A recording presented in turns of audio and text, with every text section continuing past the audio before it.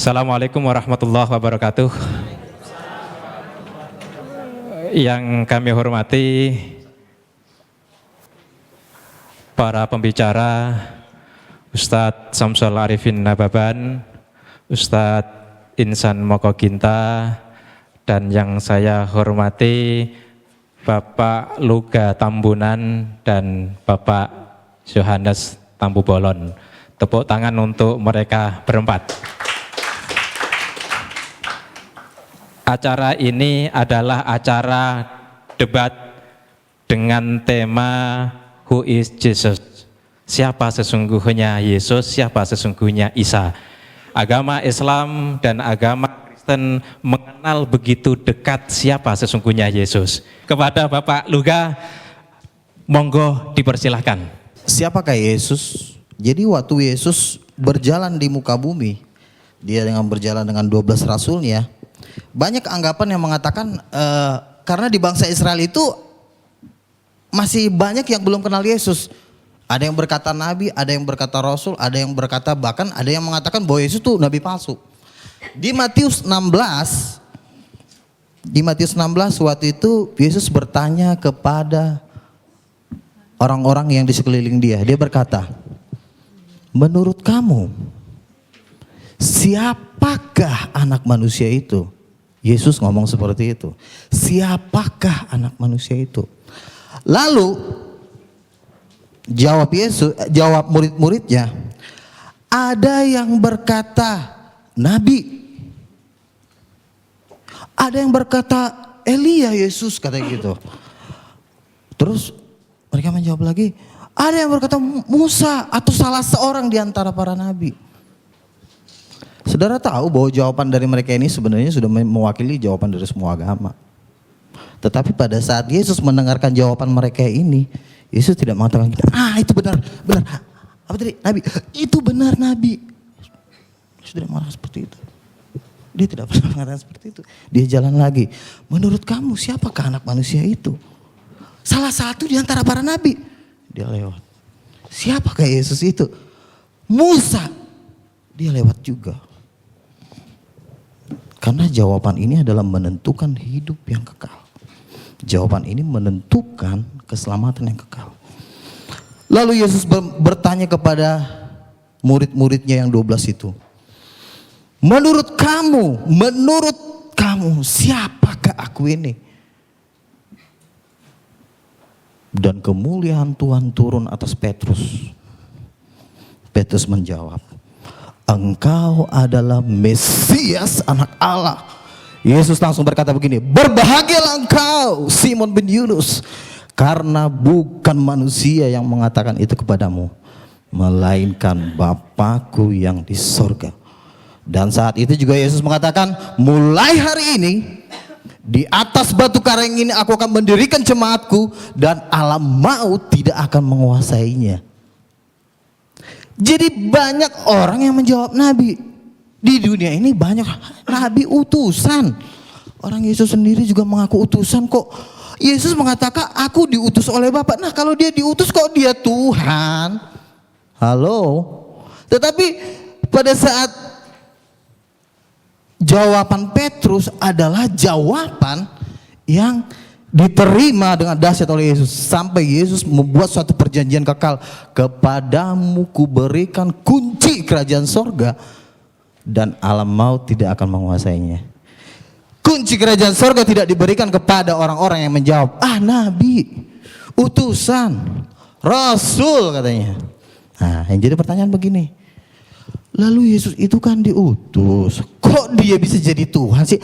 Masa ada Tuhan diutus? Itu yang jadi pertanyaan manusia, betul kan? Jadi begini saudara-saudara, jadi saya debat di blog ediprayatnawordpress.com, pengunjungnya udah 150.000 dan komentator terbanyak berada di wall saya ya. Jadi saya berada di peringkat pertama. Saya tahu jawaban, saya tahu pertanyaan kalian. Saya tahu itu. Tapi kalau kita buka di Ibrani 1 ayat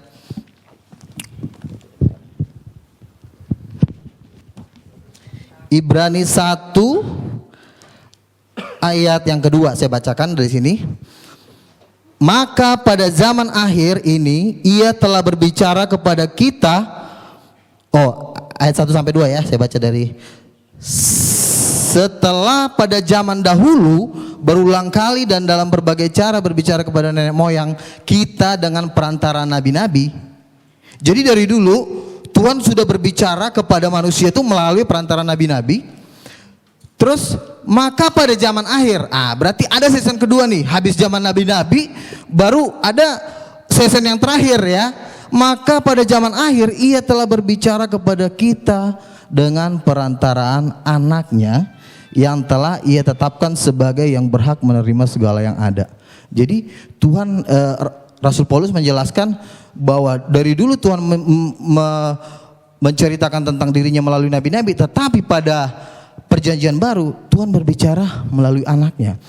Saudara, kalau di dalam kerajaan sorga itu nabi-nabi itu disebut hamba-hamba Tuhan. Tetapi anak Allah itu bukan hamba.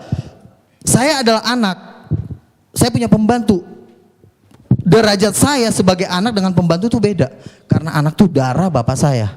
Jadi pengertian ini yang harus dimengerti. Jadi kalau waktu itu saya pernah debat dengan Dr. Sani Umur, anak Allah itu artinya apa sih Pak? Anak Allah itu artinya orang yang disayang Tuhan, lalu langsung diterjemahkan menjadi nabi. Anak Allah tidak bisa langsung diterjemahkan dengan jadi nabi. Dasarnya apa? Karena Yesus mengatakan seperti ini. Pada waktu Yesus berjalan di muka bumi, dia memberikan suatu perintah kepada manusia. Aku diutus oleh Bapa, benar ya, Yesus memang utusan.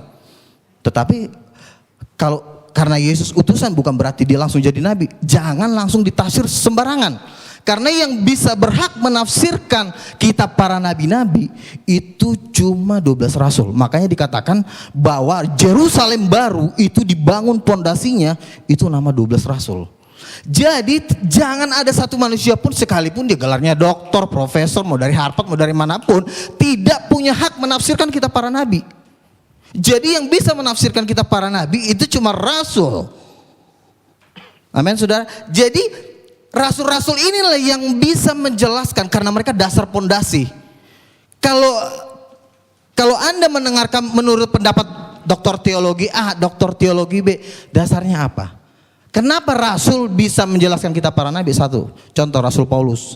Rasul Paulus adalah diklaim orang Muslim sebagai pendiri agama Kristen. Jadi katanya Rasul Paulus itulah yang mengatur semua tentang Yesus Tuhan itu di Alkitab.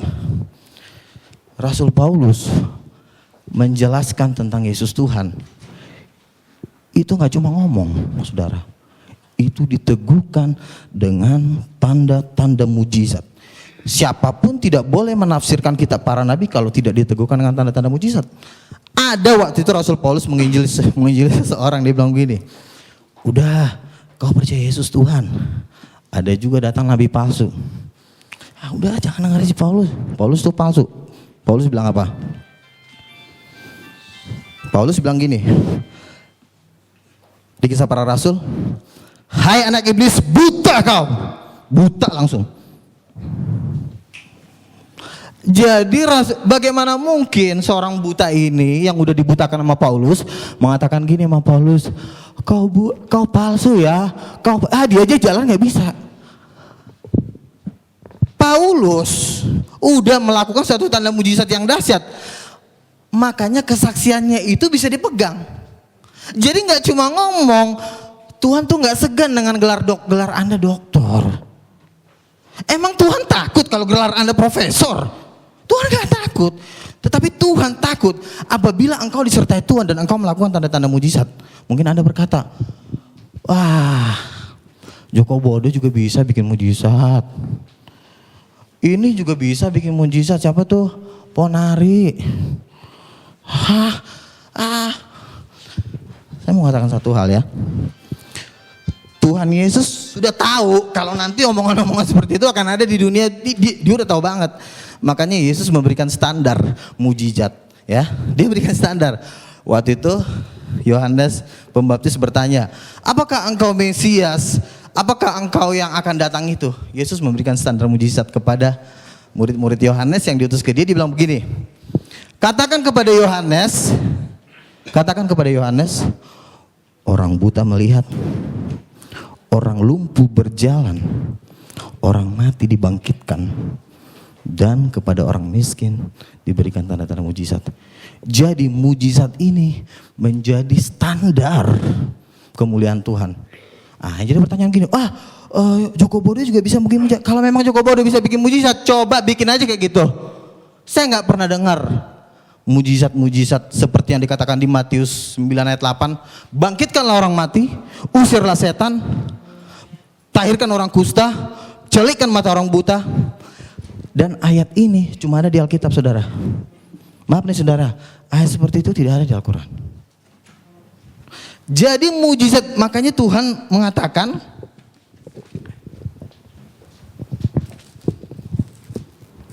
saya bacakan dulu. Jadi pernyataan-pernyataan seseorang harus diteguhkan dengan tanda-tanda mujizat. Saya baca Kisah Para Rasul 14 ayat 3. Paulus dan Barnabas tinggal berapa waktu lamanya di situ.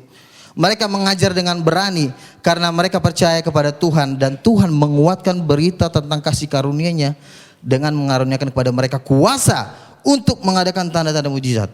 Jadi tanda-tanda mujizat itu, lalu pernah saya debat di Facebook, dibilang begini, Pak Luga, mujizat kan itu kan ada kan cuma di zaman Nabi.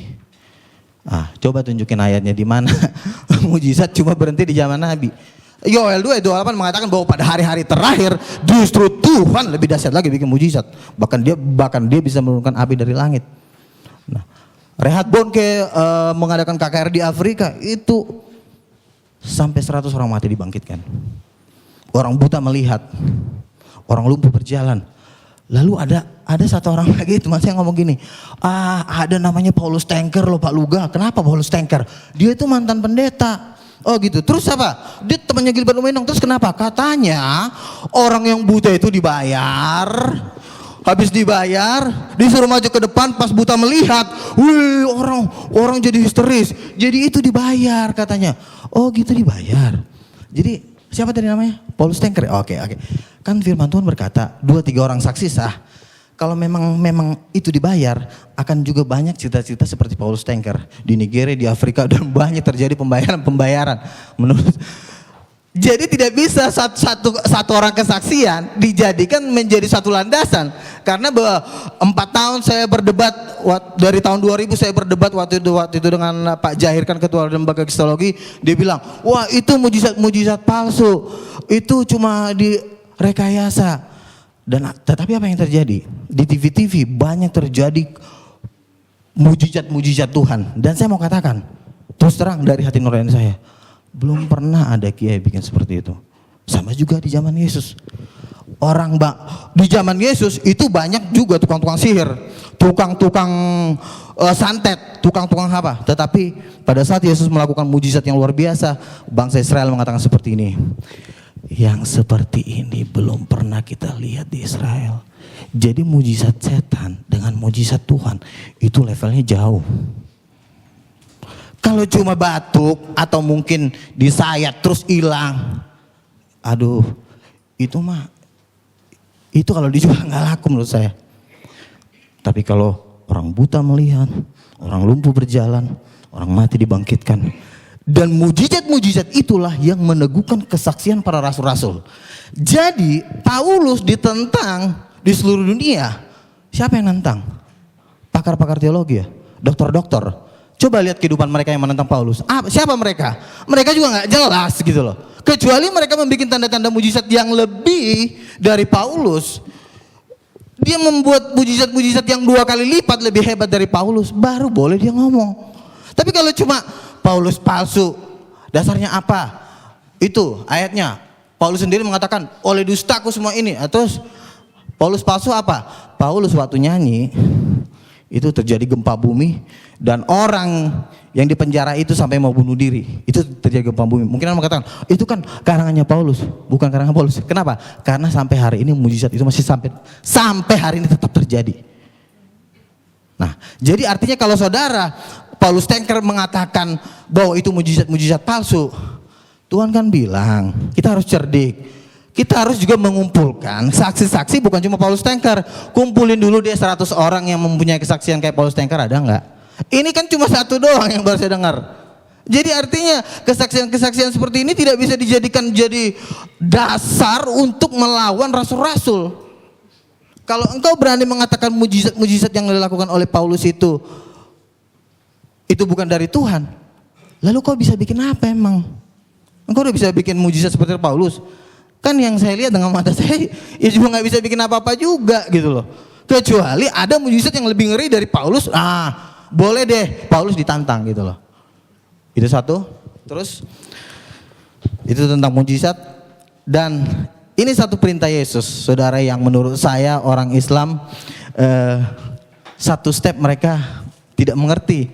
Padahal dalam hati saya, kalau saja mereka mengerti di sini, mereka pasti tahu bahwa Yesus adalah Tuhan. Contoh begini.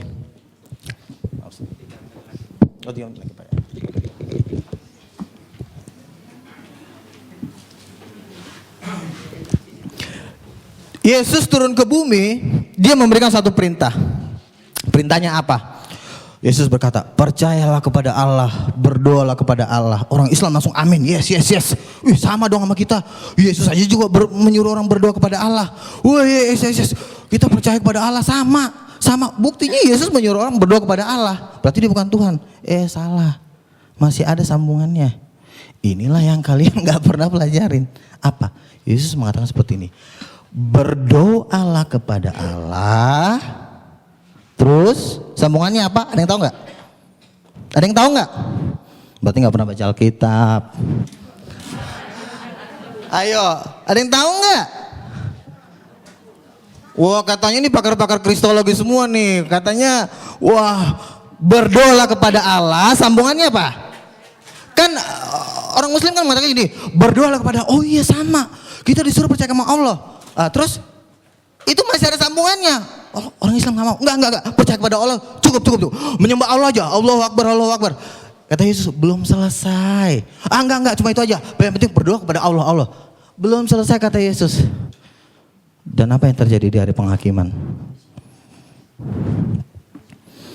Yesus memisahkan antara domba dan kambing. Yesus akan mengatakan seperti ini kepada. Karena Yesus mengatakan berdoalah kepada Allah. Sambungannya adalah dalam namaku. Jadi begini, oke. Sembah Allah, Allahu Akbar. Terus kata Yesus, harus pakai dalam namaku. Loh, kenapa harus pakai dalam namaku? Emang Yesus siapa? Ya kan? Yang menjadi pertanyaan adalah, emang Yesus siapa? Kenapa harus pakai nama dia? Loh, harus dalam nama Allah. Harusnya nama Allah dong. Sekarang saya tanya sama ibu, nama Allah siapa? Allah. Nama Allah katanya Allah. Salah. Yesus tidak pernah menulis di Alkitab, wahai kamu manusia di muka bumi. Ya Tuhan Yesus. Nama Allah, nama Bapakku adalah Allah. Mana ayatnya? Dalam Al-Quran ada. Ya.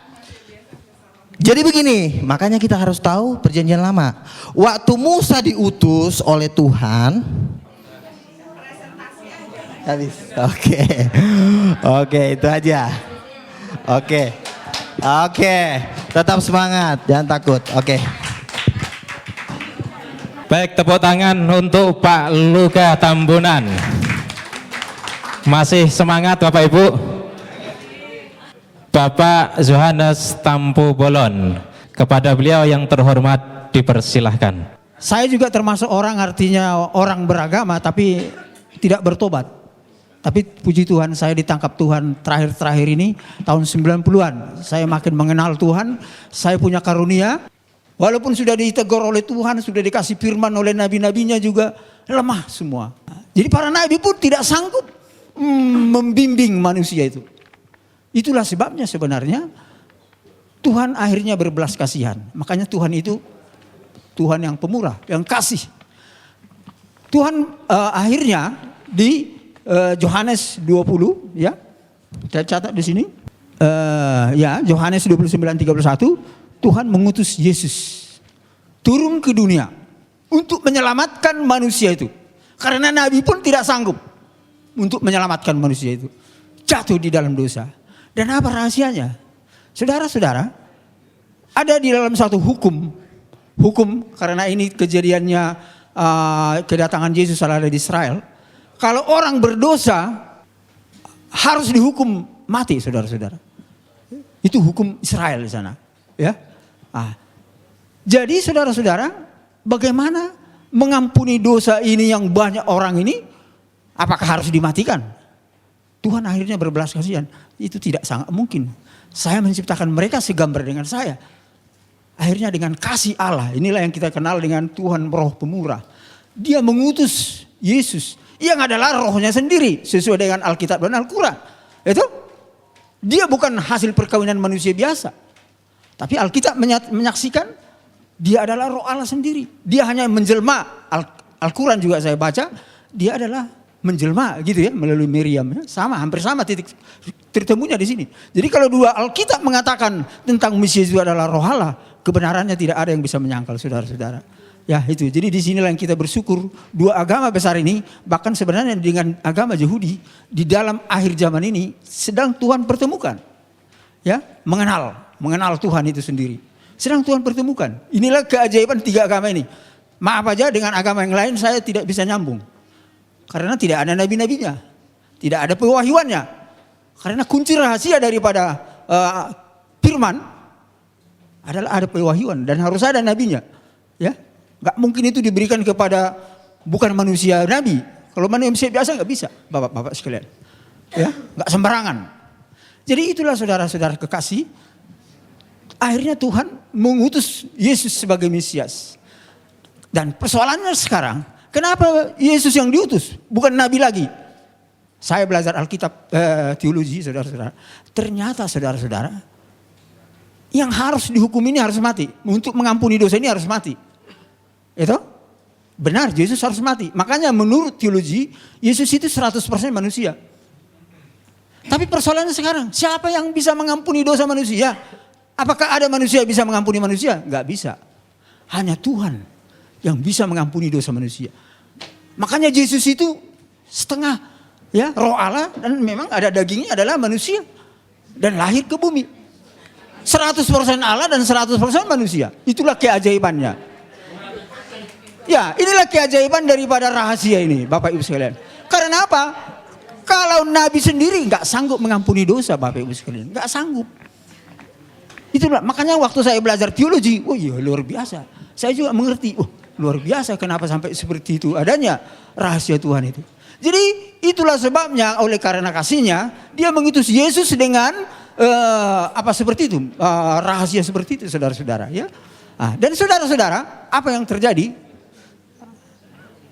Ketika Yesus benar-benar disalib ya oleh Raja Herodes itu, Raja Herodes menyalib dia. Iblis memakai Raja Herodes dan ketawa-ketawa iblis itu. Oh, dia sudah mati. Tapi jangan salah, Bapak Ibu Alkitab ini mengatakan semua ada di firman ini, tapi saya nggak sempat baca ini karena sangat cepat. Ada tertulis di sini, saya singkat aja poinnya. Ketika Yesus tersalib, dia dikubur. 3 hari lamanya dia ke alam maut. Dia berperang dengan iblis di sana. Tapi saudara-saudara, apa yang terjadi? Dia bangkit. Alkitab ada tertulis ya, dia bangkit. Dia berarti menang melawan iblis. Kalau dia tidak bangkit, dia berarti tidak menang melawan iblis. Tapi ternyata bangkit. Bahkan dia naik ke surga. Dan firman-Nya ada dikatakan di sana, saya akan ke surga untuk menyiapkan tempat bagi umat manusia. Menyiapkan tempat. Ya, tetapi dia mengutus Roh Kudus. Itu kunci rahasianya di sini. Kenapa harus diutus Roh Kudus? Karena Roh Kudus inilah yang bisa, kalau kita percaya kepada Isa Al-Masih sebagai Mesias, ini Roh Allah yang bisa menyertai kita tiap hari. Itu ada di hati kita. Itu saudara-saudara, itu kelebihan keunggulan daripada rahasia daripada Yesus diutus ke dunia ini. Ketika dia sudah di sorga sebagai pendoa syafaat, ya, Roh Kudusnya ada di dunia ini terus. Dan sekarang pun saya percaya, kita percaya ada Roh Kudus.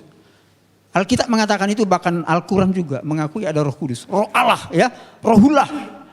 Itu ada di mana-mana. Makanya Tuhan itu ada di mana-mana. inilah yang dinamakan elemen Trinitas.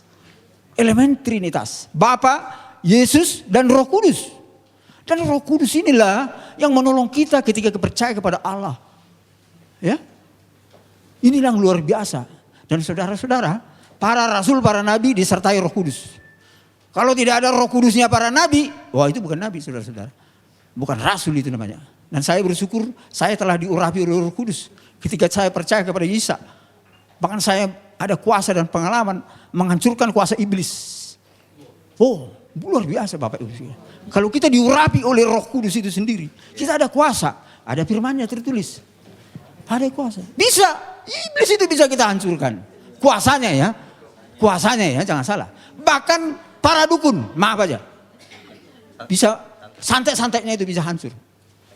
Dan santet dukun sudah berapa kali saya disantet, enggak mempan.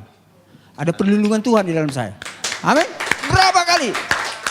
Jadi itulah bukti daripada kebenaran ilahi daripada Yesus yang menyelamatkan manusia. Itu kan selamat. Saya diselamatkan dari kekuatan gaib. Saya bahkan dikasih kuasa melawan kejahatan ya. Saya bukan dikasih kuasa untuk melawan kebenaran. Enggak. Melawan kejahatan. Bapak Ibu saudara-saudara, walaupun Yesus sudah tersalib dan sudah naik ke surga, iblis itu Bapak Ibu sekalian bertahu sampai sekarang masih bekerja. Saya kira Al-Quran dengan Alkitab sama. Iblis itu masih bekerja. Lihat aja sekarang ini. Banyak konflik, banyak perzinahan, banyak apa lagi? Korupsi. Oh ya, ini pekerjaan iblis saudara-saudara. Jadi dunia ini harus kita selamatkan. Ini rata-rata semua karena tidak mengenal Tuhan. Walaupun kadang-kadang mengenal Tuhan tapi setengah-setengah. Jatuh juga saudara-saudara. Lemah. Bayangkan. Itulah sebabnya saudara-saudara. Kita harus penuh Roh Kudus sebenarnya. Itu rahasia daripada firman Tuhan. Ya, kita penuh Roh Kudus. Dekat dengan Tuhan. Selalu berdoa. Ya, karakter kita harus bagus. Karakter saudara-saudara. Kalau karakter kita seperti iblis. Berantem. Teror. Wah itu seperti iblis. Maaf aja. Sifat iblis itu namanya. Bukan karakter Allah. Karakter Allah pendamai, kasih, mengampuni, memberi. Itu saudara-saudara. Tapi banyak faktor itu ada di saudara kita, ya, saudara kita Islam ya. Roh itu ada. Walaupun kadang-kadang ada roh yang lain-lain, yang mungkin yang tersesat sebagian ya.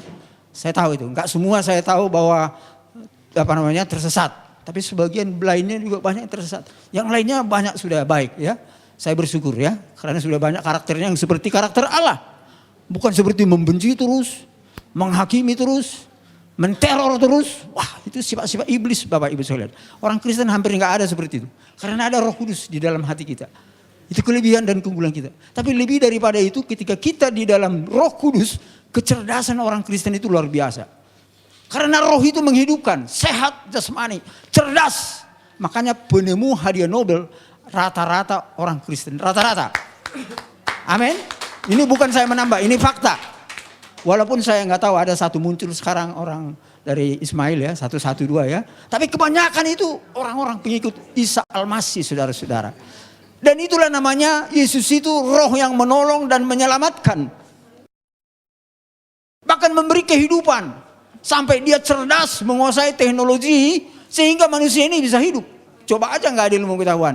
Coba ada nggak ada teknologi. Bagaimana mau hidup manusia ini? Kelaparan semua.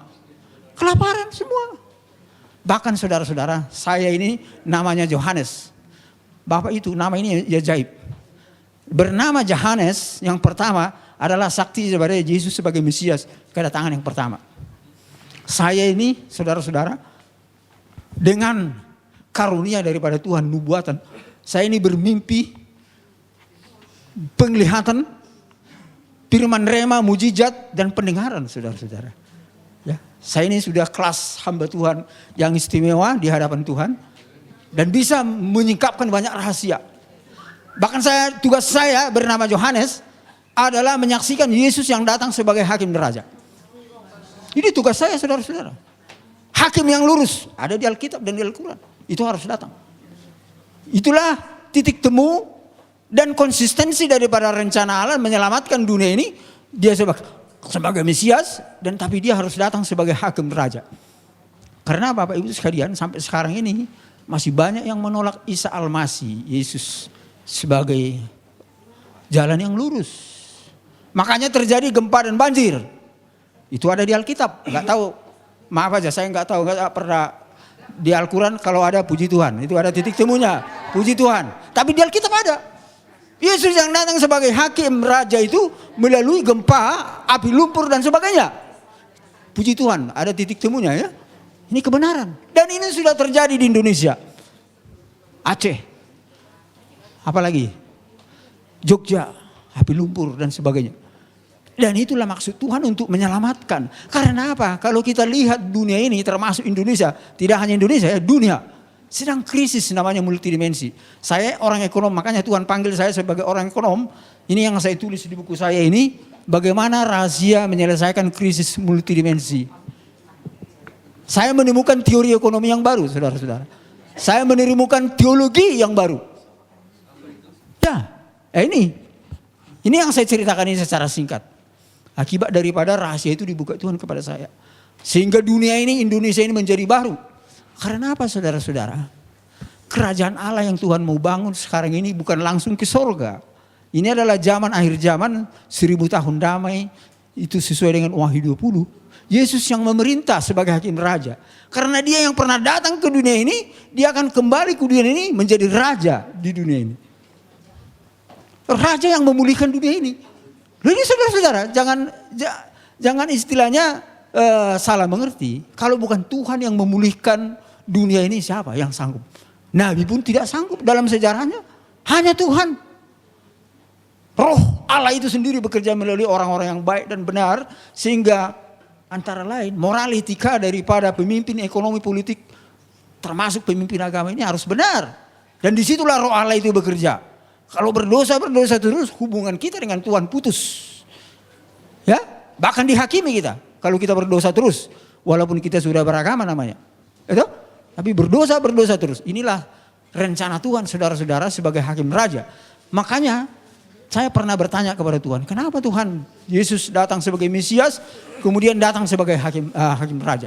Saudara-saudara sekalian, penelitian saya di dalam alam roh dan Alkitab, Yesus datang sebagai Mesias itu dia lebih menekankan kepada roh kemurahan, kasih. Ya, bahkan dia sampai mau tersalib untuk menyelamatkan manusia itu.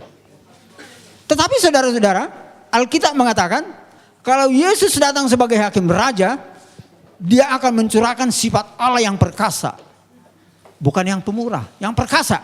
Tapi tidak meninggalkan yang pemurah. Ini aspek nubuatan ya, teologi. Yang perkasa artinya tegas. Yang jahat harus dihukum. Yang fasik harus ditegur. Bertobat. Begitu saudara-saudara. Sampai terjadi gempa banjir itu semua adalah teguran. Bagi orang-orang yang gak percaya Tuhan itu saudara-saudara. Sampai dia semua agama percaya bahwa hakim yang adil itu, jalan yang lurus itu menyatakan dirinya. Kiranya Tuhan memberkati kita semua.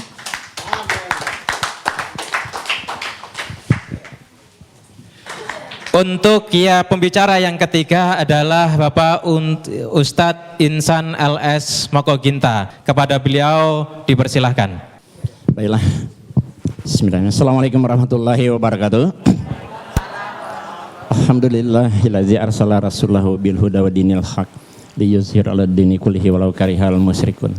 Asyhadu an la ilaha illallah wahdahu la syarikalah. Asyhadu anna Muhammadar Rasulullah la nabiyya ba'dah. Amma ba'd. Bapak Ibu hadirin sekalian yang dirahmati oleh Allah Subhanahu wa taala, tadi kita telah mendengarkan paparan dari teman-teman kita, pembicara dari Kristen, yaitu Bapak Luga Tambunan dan Pak Yohanes Tampu Bolon. Sebenarnya tema ini bukan hanya who is Jesus, masih ada sambungannya ya. Tema yang sudah kami sepakati, saya dengan Pak Luga, who is Jesus? God or prophet? Maksudnya Tuhan atau Nabi, ya, gitu Pak ya. Jadi siapakah Yesus, Tuhan atau Nabi? Nah, tadi kedua pembicara telah mempresentasikan tentang Yesus sebagai Tuhan dengan segala kelebihannya. Tapi untuk membantahnya nanti sebentar saja. Saya akan mempresentasikan dan membuktikan bahwa Yesus itu benar-benar nabi, bukan Tuhan, berdasarkan Alkitab. Setelah saya akan menggunakan Alkitab atau Bible untuk membuktikan bahwa Yesus itu nabi, bukan Tuhan, ya. Baik, kita lihat sini.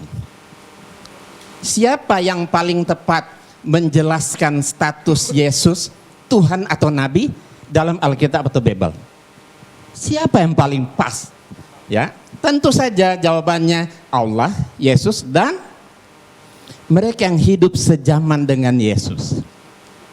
Tentu kesaksian Allah dan Yesus itu paling kuat. Ya kan? Kemudian kesaksian dari orang-orang yang hidup sejaman dengan Yesus. Nah, saya akan memulai dari kesaksian yang paling rendah. Orang-orang yang hidup sejaman dengan Yesus. Karena mereka lah yang bergaul langsung dengan Yesus. Ya, beda dengan Pak Luga dan Pak Yohanes hidup 2000 tahun kemudian.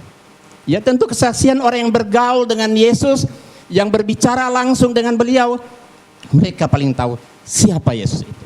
Baik, kita lihat. Kesaksian orang yang hidup sejaman dengan Yesus mengatakan siapa Yesus itu pada saat itu. Matius 21 ayat 11. Dan orang banyak itu menyahut, inilah Nabi Yesus dari Nazaret di Galilea. Itu kan tertulis di Injil. Saya akan 100% menggunakan Bible.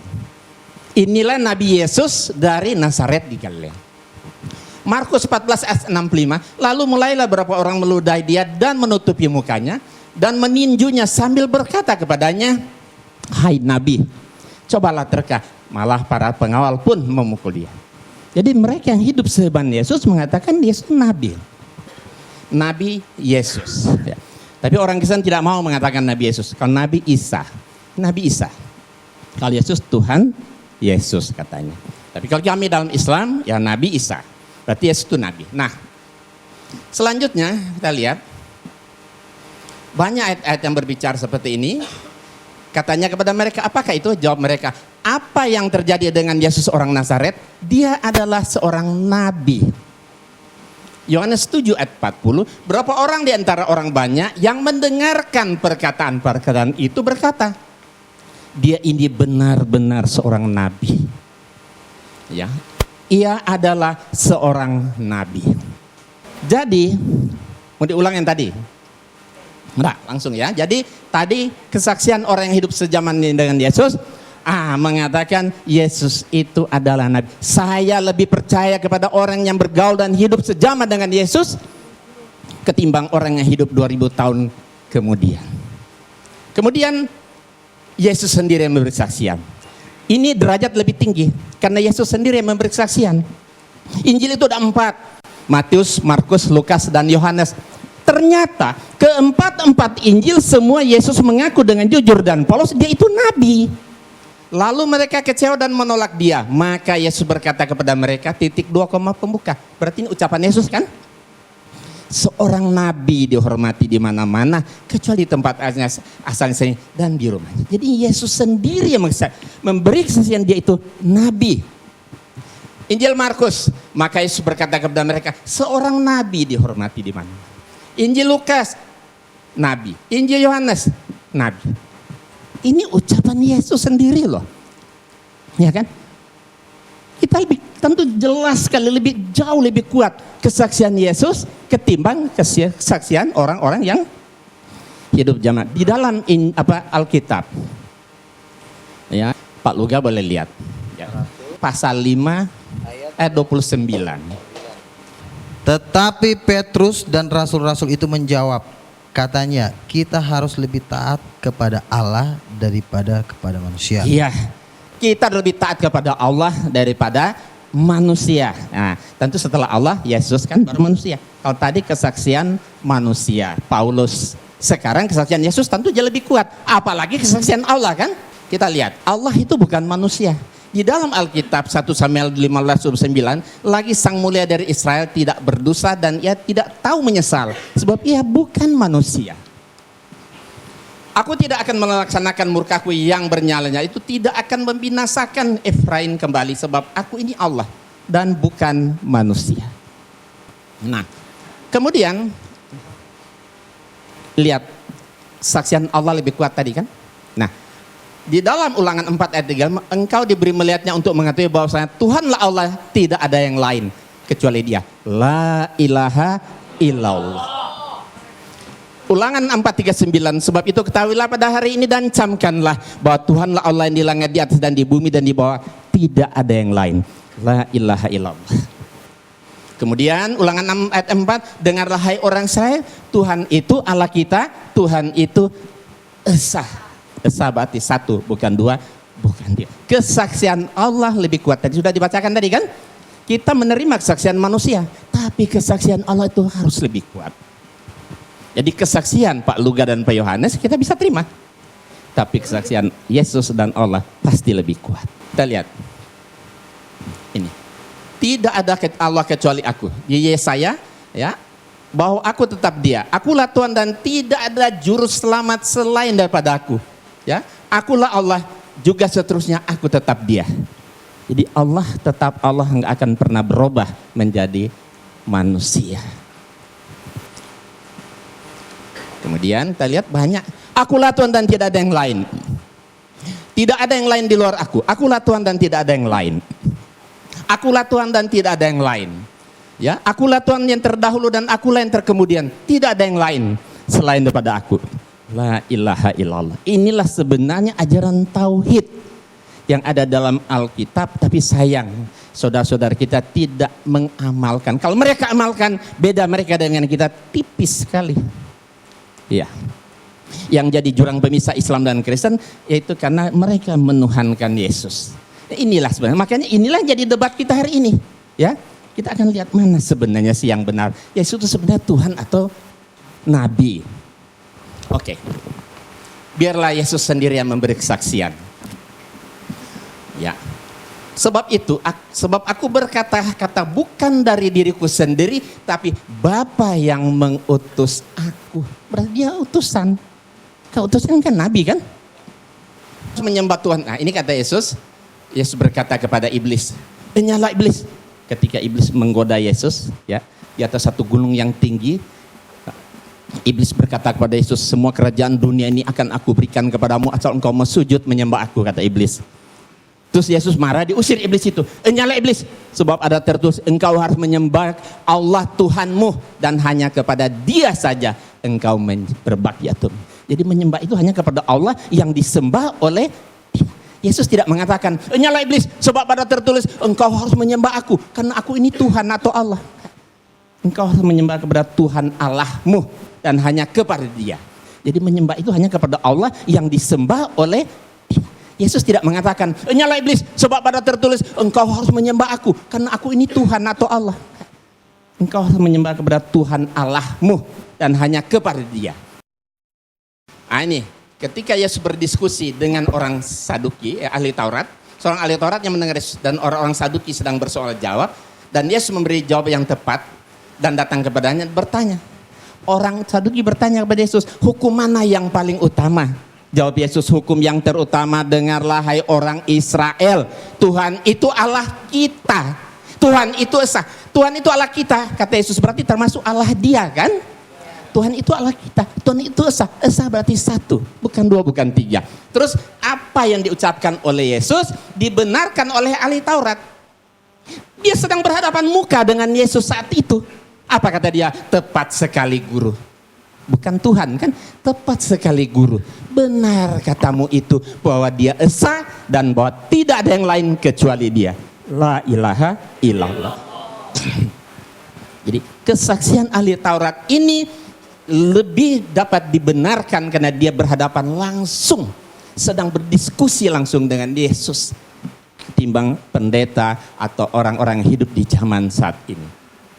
Kemudian, inilah hidup yang kekal itu, bahwa mereka mengenal engkau satu-satunya Allah yang benar dan mengenal Yesus Kristus yang telah engkau utus. Jadi inilah sebenarnya syahadatain bagi umat Kristiani yang diajarkan oleh Yesus. Dua pengakuan syahadat. Pertama mengatakan Allah satu-satunya dan Yesus hanya utusan. Asyhadu alla ilaha illallah wa asyhadu anna Isa rasulullah. Kata Yesus, iya, inilah hidup yang kekal, itu bahwa mereka mengenal Engkau, Allah maksudnya satu-satunya Allah yang benar, dan mengenal Yesus Kristus yang telah Engkau utus. Berarti dia hanya seorang utusan. Utusan berarti nabi. Dan segala firman yang Engkau sampaikan kepadaku telah Kusampaikan kepada mereka, dan mereka menerima, sebab mereka benar-benar tahu bahwa aku datang daripadamu, dan mereka percaya bahwa Engkaulah yang telah mengutus aku. Jelas sekali Yesus mengaku dengan jujuran, Paulus, Engkau yang mengutus aku. Berarti dia hanya seorang utusan, nabi, bukan Tuhan. Dan jikalau aku menghakimi, maka penghakimanku itu benar, sebab aku tidak seorang diri, tapi aku bersama Dia yang mengutus aku. Allah yang mengutus. Berarti Yesus seorang utusan, seorang nabi Allah, bukan Tuhan. Banyak sekali. Nah, ini menarik. Saya terjemahkan ke dalam berbagai bahasa. Ada bahasa Jawa, ada bahasa Sunda, ada bahasa Batak, ada bahasa Padang. Ini ucapan Yesus ya. Ini Yesus sendiri berkata, aku tidak dapat berbuat apa-apa dari diriku sendiri. Aku menghakimi sesuai dengan yang apa aku dengar. Dan penghakimanku adil. Sebab aku tidak menuruti kehendakku sendiri, melainkan kehendak Dia yang mengutus aku. Aku orang bisa nindake apa-apa sakader karep putih. Aku nggak bisa. Ya kan? Ini bahasa Sunda. Ya. Jadi kalau Yesus itu Tuhan, tidak mungkin masa ada Tuhan nggak bisa berbuat apa-apa. Masa ada Tuhan yang nggak bisa menuruti kehendaknya sendiri. Kenapa dia nggak bisa? Karena dia bukan Tuhan, dia cuma nabi. Dia hanya seorang utusan Tuhan. Wajar. Ya kan? Nah, nih bahasa Toba. Nah ini barangkali orang Batak, pembicara kita di 3 depan ini Batak. Nah mungkin bisa dilihat ini. Ya, Batak Toba. Artinya sama seperti tadi. Ini ada orang Padang, ambo indak dape, doh mampa buat. Aku nggak bisa berbuat apa-apa. Ya enggak mungkin ada Tuhan dan enggak bisa berbuat apa-apa dong. Ya kalau menempatkan Yesus jadi Tuhan jadi lemah ini kan. Kenapa Yesus enggak bisa? Karena dia bukan Tuhan, dia hanya seorang nabi, utusan Allah, Rasulullah. Nah baik, kita lihat ini ya. Sudah kita perhatikan artinya tadi. Nah sekarang kita lihat. Setiap yang tidak bisa berbuat apa-apa atas dirinya sendiri pasti bukan Tuhan. Yesus tidak bisa berbuat apa-apa atas dirinya sendiri, berarti Yesus bukan Tuhan. Setiap yang tidak bisa menuruti kehendaknya sendiri berarti pasti bukan Tuhan. Yesus tidak bisa menuruti kehendaknya sendiri, berarti Yesus bukan Tuhan. Setiap yang mengaku diutus oleh Tuhan, pasti bukan Tuhan. Yesus mengaku diutus oleh Tuhan, berarti Yesus bukan Tuhan. Mudah kan? Nah, jadi kesimpulannya, Yesus bukan Tuhan, tapi dia seorang nabi. Terakhir, satu lagi. Yesus sangat ketakutan kepada malaikat. Ya, di sini kita bisa lihat ini ayat Bible. Kita bukan merendahkan Yesus, tapi mendudukkan Yesus pada posisinya yang benar. Ya. Kalau Yesus itu Tuhan, masa ada Tuhan takut sama malaikat? Tentu nggak wajar kan? Tapi kalau dia nabi, wajar. Maka seorang malaikat dari langit menampakkan diri kepada Yesus. Ya, untuk memberi kekuatan kepadanya. Ya, Yesus sangat ketakutan dan semakin bersungguh-sungguh berdoa. Peluhnya bagaikan keringat darah yang bertetesan ke tanah. Perhatikan, Yesus ketakutan kepada malaikat. Nah, kita lihat di sini Injil bahasa Sunda dan Jawa. Ya silakan baca yang orang Jawa sama orang Sunda. Injil bahasa Batak. Ini bahasa Padang. Ada nggak orang Padang sini? Ada. Oke, kita lihat. Jadi kesimpulannya, setiap yang menerima kekuatan dari malaikat Tuhan pasti bukan Tuhan. Yesus menerima kekuatan dari malaikat Tuhan, berarti Yesus bukan Tuhan. Setiap yang ketakutan kepada malaikat Tuhan, pada malaikat pasti bukan Tuhan. Yesus ketakutan kepada malaikat, berarti Yesus bukan Tuhan. Setiap yang bersungguh-sungguh berdoa kepada Allah, pada Tuhan pasti bukan Tuhan. Yesus bersungguh-sungguh berdoa kepada Tuhan, berarti Yesus bukan Tuhan. Setiap yang mengeluarkan seperti keringat darah saking takutnya kepada malaikat, pasti bukan Tuhan. Yesus mengeluarkan seperti keringat darah saking takutnya kepada Tuhan, berarti Yesus bukan Tuhan. Nah, kalau Yesus banyak mukjizat seperti yang disampaikan oleh Pak Luga tadi, mukjizatnya hebat, bisa menyembuhkan orang sakit, membangkitkan orang mati dan sebagainya. Itu namanya mukjizat kan? Itu karena biiznillah, karena atas izin Allah. Jadi bukan Yesus yang hebat itu Allah. Karena doa Yesus dikabulkan, terjadilah. Iya, karena diizinkan oleh Allah, maka mujizat itu jadi. Makanya Yesus banyak sekali ayat-ayat. Kalau mau lihat waktunya sebentar, saya akan perlihatkan kumpulan Yesus berdoa. Banyak sekali ayat dalam Alkitab Yesus berdoa kepada Tuhan. Kalau Yesus itu Tuhan, kenapa Tuhan masih berdoa kepada Tuhan yang mana lagi? Nah, karena doanya dikabulkan, terjadilah mujizat itu untuk membuktikan bahwa dia itu betul-betul seorang nabi. Ya kan, supaya Bani Israel yakin dan percaya bahwa Nabi Isa adalah seorang nabi. Ya, saya rasa nanti dilanjutkan ya. Terima kasih kepada Bapak Insan LS Moko Ginta. Sekali lagi tepuk tangan biar tambah semangat. Baik, untuk pembicara kita terakhir yang keempat adalah Ustadz Samsul Arifin Nababan. Ini pembicara Batak yang ketiga. Kepada beliau 20 menit dipersilahkan. Assalamualaikum warahmatullahi wabarakatuh. Selamat sore kepada saudara-saudara kami dari umat Kristiani. Alhamdulillah. Wassalatu wassalamu ala rasulillah wa ala alihi wa sahbihi wa mawalah, amma ba'd. Yang kita hormati saudara kita, pembicara dari umat Kristiani, Bapak Pendeta Luga Tambunan, dan juga Bapak Pendeta Johannes Tampu Bolon. Juga yang kita hormati pembicara dari pihak Muslim, Ustadz Haji Insan LS Moko Ginta. Bapak-bapak, ibu-ibu, para hadirin dan pendengar yang saya muliakan. Pertama sekali, saya secara pribadi sangat mengapresiasi acara dialog yang semacam ini, yang menurut hemat saya kegiatan dialog ini sudah lama sekali tidak pernah dibudayakan oleh masyarakat kita, dialog lintas agama. Dan mudah-mudahan kita yang menghidupkan kembali tradisi ini untuk kemudian diikuti oleh generasi kita yang lain.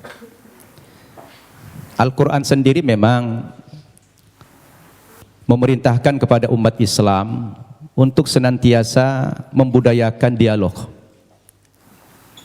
Dan dialog itu salah satu perintah Allah dan juga salah satu metode, salah satu cara untuk menyampaikan misi-misi kita. Al-Quran sendiri yang berjumlah 6.236 ayat kurang lebih, hampir sepertiga berbicara tentang dialog. Apakah itu dialog Allah dengan malaikat, dialog Allah dengan para nabi, dialog nabi dengan para orang tua dan anaknya,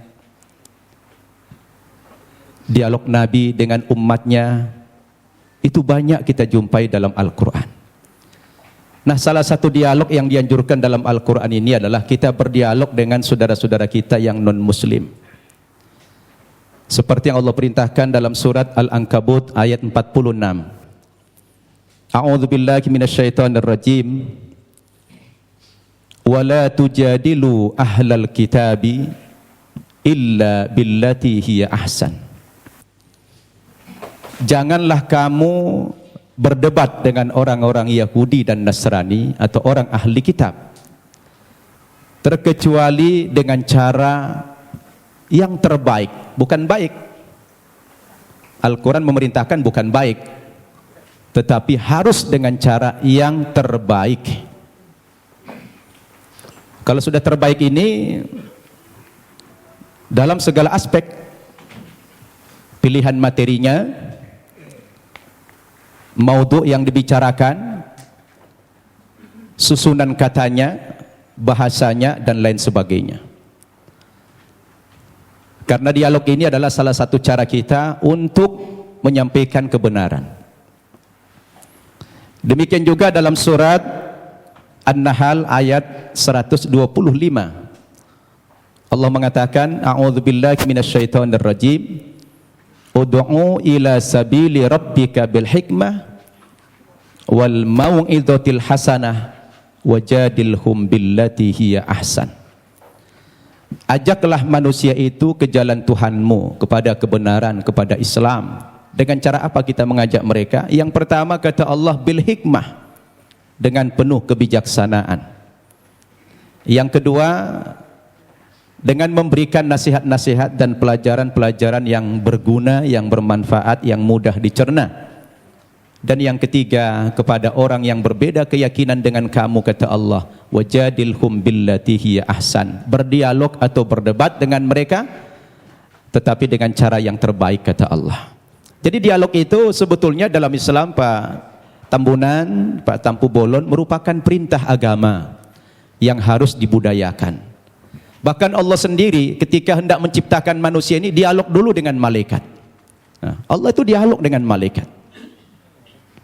Karena cara-cara dialog itu adalah cara yang paling efektif. Oleh karena itu saya melalui mimbar ini, melalui forum ini mengingatkan kita semua, memang dialog itu tujuannya bukan mencari menang kalah. Ya, dialog itu bukan mencari kemenangan atau kekalahan. Tetapi dialog itu sebuah sarana kita untuk menyampaikan kebenaran, untuk dakwah. Itu makanya dakwah dalam pandangan agama Islam, Pak Tambunan, dakwah itu tujuannya adalah mengajak. Begitu juga Pak Tampu Bolon ceramah. Saya tadi membayangkan Bapak berdua ini mempresentasikan materinya dengan hujjah, dengan dalil-dalil yang jelas. Justru malah terbalik, yang paling banyak bicara Alkitab malah Pak Insan dari Muslim.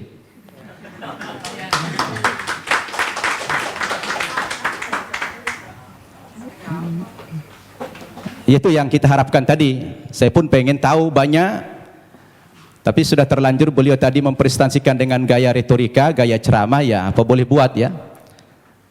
Saya tadi berharap dialog ini dengan cara-cara yang ilmiah, tidak dengan ceramah, tapi menggunakan dalil. Ada dua dalil yang bisa kita pakai. Pertama, dalil nakli, teks atau konsep. Yang kedua, dalil akli, akal atau logik. Dua hal ini bisa menangkap kebenaran yang sedang kita diskusikan hari ini, yang mengambil tema siapa itu Yesus, Tuhan atau Nabi. Baik Bapak Ibu yang saya muliakan, agar tidak terkesan mengulang materi yang sudah disampaikan pembicara terdahulu, saya akan masuk kepada materi yang lain dengan tema yang sama. Sebetulnya kepada saudaraku umat Kristiani, ketika kita bicara Yesus dalam bahasa Alkitab, Isa dalam bahasa Al-Quran, itu hanya perbedaan bahasa saja. Kedudukan Nabi Isa atau Yesus dalam Islam itu sangat terhormat, sangat mulia sekali. Bahkan kami bukan sekedar menghormati atau memuliakan Nabi Isa, tetapi Nabi Isa itu menjadi salah satu rukun iman kami, yang kami tidak sah menjadi seorang Muslim apabila mengingkari kerasulan Nabi Isa itu. Tetapi memang kedudukannya dalam Islam, Nabi Isa itu adalah seorang Nabi, seorang utusan Tuhan, bukan sebagai Tuhan, bukan pula sebagai anak Tuhan, seperti yang diimani oleh saudara kita umat Kristiani. Berdasarkan dalil yang begitu banyak, baik dengan pendekatan Al-Quran maupun pendekatan Alkitab. Saya ulangi, umat Islam wajib beriman kepada Yesus. Tidak sah iman umat Islam kalau tidak percaya kepada Yesus sebagai seorang rasul sebagai seorang nabi. Bayangkan itu Pak Tambunan, Pak Tampu Bolon, batal imannya orang Islam kalau mengingkari salah satu seorang nabi itu. Makanya dalam sharing saya dengan umat kita Nasrani, saya selalu katakan begini, kalaulah seandainya agama Kristen itu yang benar, dengan tokohnya adalah Yesus, kemudian umat Kristen masuk ke dalam sorga, insya Allah umat Islam juga akan ikut masuk ke dalam sorga. Kenapa? Karena kita beriman kepada Yesus. Tetapi kalau Islamlah yang benar, dengan tokoh kita Nabi Muhammad yang juga mengimani nabi-nabi yang terdahulu, kemudian saudara kita umat Kristiani tidak beriman kepada kerasulan Muhammad, mohon maaf, terpaksalah saudara kita masuk neraka kalau akan masuk surga. Ini untungnya menjadi umat Islam. Kenapa? Karena apa yang mereka imani kita imani juga. Tetapi apa yang kita imani mereka tidak imani. Itulah perbedaan yang mendasar antara kita dengan umat Kristiani. Hanya persepsi tentang Nabi Isa, dia Tuhan atau Nabi. Berdasarkan ayat-ayat Alkitab yang sudah dipaparkan begitu banyak oleh Ustadz Insan Moko Kinta tadi, ternyata ratusan ayat yang kontradiksi. Ada yang mengatakan Nabi Isa itu Tuhan, ada yang mengatakan dia Nabi. Oleh karena itu, saya ingin mengajak antum semua untuk merenung. Ketika kita berbicara Yesus itu Nabi atau Tuhan, apa yang menjadi parameter kita? Siapa yang paling punya otoritas membicarakan tokoh ini, Tuhan atau Nabi? Menurut hemat saya, yang paling punya otoritas bukan pribadi-pribadi, bukan manusia, bukan pendeta, bukan ustadz, tetapi yang paling punya otoritas membicarakan tokoh ini mestinya adalah sumber agama itu sendiri, yaitu Alkitab atau Al-Quran. Betul tidak? Harus sumber agamanya itu yang menjadi tolok ukur. Sekarang kita pertanyakan, dari dua kitab suci ini, Al-Quran maupun Alkitab, yang mana yang memenuhi kriteria sebagai sebuah kitab suci? Nah, ini perlu kita uji. Ini perlu kita uji. Kita capek bicara ngalur ngidul, mengangkat dalil-dalil. Kalau dalil itu tidak representatif, tidak rasional, saya pikir juga percuma. Sekarang kita harus bicara dari dua kitab suci ini. Kenapa dikatakan dia kitab suci? Coba Bapak Ibu saya tanya. Ada buku? Coba ada buku? Coba buku. Ya, itu aja, taruh, minjam dulu. Ya. Bapak Ibu saya tanya. Ini kata lainnya apa? Kitab suci. Oke. Ini apa namanya? Buku. Buku kan? Bapak Ibu saya tanya. Ini sama ini bahan bakunya sama tidak? Sama-sama apa? Sama-sama kertas. Kenapa dalam penamaan jadi beda? Yang ini dikatakan kitab suci, yang ini dikatakan buku. Kenapa jadi beda namanya? Padahal bahan bakunya sama-sama kertas. Yang membedakan apanya? Ternyata yang membedakan kontennya, isinya. Dia dikatakan kitab suci karena memuat firman-firman Tuhan Zat yang Maha Suci. Kenapa dikatakan ini buku? Karena dia adalah buatan manusia dan manusia tidak ada yang suci. Betul tidak? Sekarang mari kita uji. Kalau kita sepakat apa yang membedakan buku dengan kitab suci adalah terletak pada kontennya. Kalau kitab suci itu adalah memuat firman-firman Tuhan. Ketika kita uji Bapak Ibu, 5 kriteria minimal kalau kita ingin menguji apakah kitab suci itu benar apa tidak. Yang pertama, sebuah kitab suci itu akan dikatakan benar apabila dia murni datang dari Allah, 100% datang dari Allah. Dan tidak ada intervensi manusia di dalam kitab suci itu dalam bentuk kontennya setinggi apapun otoritas manusia itu. Betul tidak? termasuk di dalamnya Nabi. Makanya kalau kita baca Al-Quran, ini 100% firman Tuhan, tidak ada perkataan Nabi Muhammad di sini. Perkataan Nabi Muhammad dimuat dalam hadis namanya. Tidak ada satu ayat pun di sini sumbangan Nabi Muhammad dalam bentuk isi. Ini adalah wahyu Tuhan 100%. Akan berbeda kalau kita baca ini Alkitab, di sini sudah tercampur, di sini ada perkataan Tuhan, di sini ada perkataan Nabi, di sini ada perkataan Rasul Paulus, di sini ada perkataan murid-muridnya, tercampur. Lalu di mana letak kesuciannya yang dikatakan kriteria kitab suci itulah murni datang dari Tuhan. Itu satu. Yang kedua, kriteria kitab suci itu dikatakan benar apa tidak? Apabila kitab suci itu ditulis pada zaman kitab suci itu datang, yang diterima oleh Nabi yang menerima kitab suci tersebut. Saya tanya, Al-Quran kapan ditulis?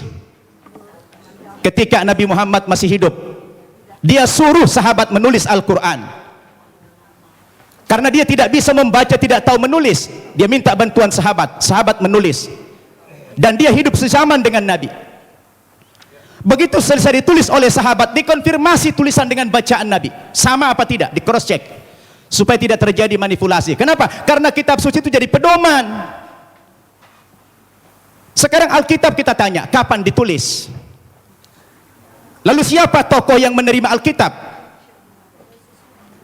Alkitab ditulis bukan pada zaman Nabi Isa masih hidup, tapi sudah sekian puluh tahun, bahkan sekian ratus tahun Yesus sudah tidak ada di dunia ini, baru ada pembukuan Alkitab. Terus bagaimana seorang penulis akan mengkonfirmasi kepada yang menerima wahyu itu?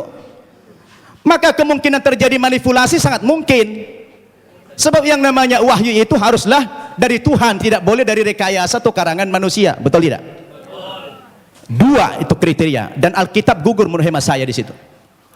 Yang ketiga, kriteria kebenaran sebuah kitab suci itu adalah seorang penulis wahyu secara moral haruslah orang yang jujur, terpercaya, bukan pendusta. Penulis Al-Quran adalah orang yang jujur. Sekarang penulis Alkitab, bagaimana Alkitab disandarkan kepada Yesus, disandarkan kepada Musa, disandarkan kepada Nabi yang lain, sementara sang penulis tidak pernah jumpa dengan yang menerima wahyu itu? Bagaimana ini? Maka gugurlah kesucian kitab tersebut. Kemudian yang keempat, kriteria kebenaran kitab suci itu adalah apabila isi kitab suci itu tidak kontradiksi, satu isi dia. Kalau sudah bertentangan satu ayat dengan ayat yang lain, lalu yang mana yang mau dipegang? Masa Tuhan menurunkan tuntunan pedoman hidup bagi manusia, tapi manusianya malah bingung. Yang ini mengatakan Yesus Tuhan, yang ini mengatakan Nabi. Loh, yang mana mau diikutin? Ternyata kalau kita baca Alkitab sendiri, tidak pernah kata-kata dari Yesus yang muncul pengakuan bahwa dia adalah Tuhan. Kalau kita baca dalam Injil Markus pasal 12 ayat 28 dan 29, ternyata Yesus sendiri mengatakan Tuhan itu adalah Allah yang Esa. Itu ada dalam Alkitab yang sudah dibaca oleh Pak Insan tadi. Lalu siapa yang mengatakan Yesus Tuhan? Itu Paulus ternyata. Yang mengatakan dia Tuhan itu Paulus, bukan Yesus. Semestinya Yesuslah yang lebih berhak mengatakan kalau dia Tuhan. Rupanya kita baca dalam Alkitab, saya tidak tahu Pak Tampu Bolon sudah baca belum itu. Ya, kalau kita baca dalam Alkitab, ternyata yang mengatakan dia Tuhan itu adalah Paulus. Dalilnya di mana? Dalam Kisah Para Rasul pasal 2 ayat 36. Ya, Kisah Para Rasul pasal 2 36. Apa kata Paulus? Jadi seluruh kaum Israel harus tahu dengan pasti bahwa Allah telah membuat Yesus yang kamu salibkan itu menjadi Tuhan dan Kristus. Coba. Ya, siapa yang mengatakan Yesus Tuhan? Paulus. Kemudian dalam kitab Filipi pasal 2 ayat 11. Dan segala lidah mengaku Yesus Kristus adalah Tuhan bagi kemuliaan Allah Bapa. Nah, dia yang mengatakan itu Paulus. Sekarang timbul pertanyaan, Paulus itu siapa? Paulus itu bukan muridnya Yesus, bukan sahabatnya Yesus, bukan pengikut Yesus, tapi Paulus itu adalah musuhnya Yesus. Nah, ini dia. Dan saya baca dalam Alkitab, ternyata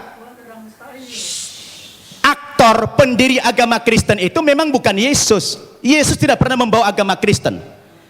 yang mengatakan kata-kata Kristen itu adalah Paulus dalam Kisah Para Rasul pasal 11 ayat 25. Ketika dia mengajar di Antioquia lah pertama kali murid-murid itu dipanggil sebagai Kristen. Kristen artinya pengikut Kristus. Kristus artinya adalah juru selamat atau Al-Masih dalam Islam. Jadi Bapak Ibu yang saya muliakan, ini yang perlu kita jadikan sebagai alat ukur apakah Yesus Tuhan atau tidak. Kalau sudah kembali kepada Alkitab, saya pikir jelas semuanya. Maka kembali kepada kriteria yang tadi. Apa kriteria kebenaran sebuah kitab suci itu? Terakhir,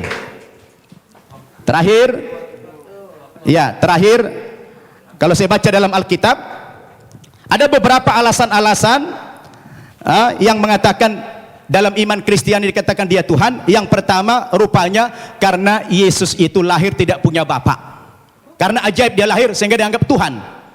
Lah kalau kita bicara logik, sebenarnya Nabi Adam itu lebih berhak menjadi Tuhan. Karena dia tidak punya bapak, tidak punya ibu. Yang kedua, dikatakan Nabi Isa atau Yesus itu pernah menghidupkan orang mati. Lalu dikatakan Tuhan. Tapi saya baca dalam 1 Raja-Raja pasal 17 ayat 20 sampai 22, rupanya bukan Yesus satu-satunya yang pernah menghidupkan orang mati. Ada nabi yang lain namanya Elia. Elia juga pernah menghidupkan orang mati. Lalu kenapa Elia tidak dipanggil Tuhan? Ini menjadi pertanyaan yang menarik sekali. Sayang sudah dekat, saya sudah habis waktunya. Jadi terima kasih Bapak Ibu. Mudah-mudahan dialog kita terus berkembang. Wassalamualaikum warahmatullahi wabarakatuh. Waalaikumsalam warahmatullahi wabarakatuh. Bapak Ibu, inilah saatnya Bapak Ibu untuk bertanya. Assalamualaikum warahmatullahi wabarakatuh.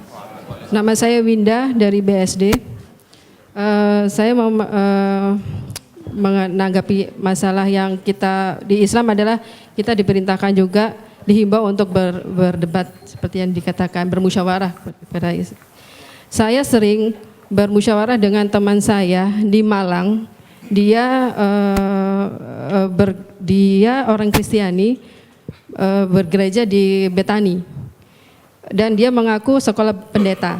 Saya sering berdialog dengan dia dan pernah saya mengatakan dalam kasus penghinaan Nabi Muhammad ini, akhir-akhir ini saya pernah bertanya kepada dia, apa pendapatmu jika agamamu dinodai?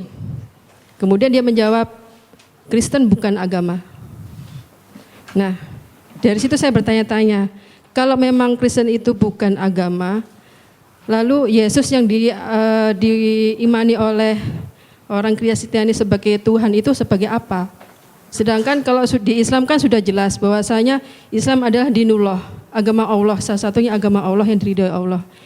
Tapi kalau dengan dia berbicara seperti itu, teman saya yang itu bagaimana menurut Bapak dari Kristiani ini?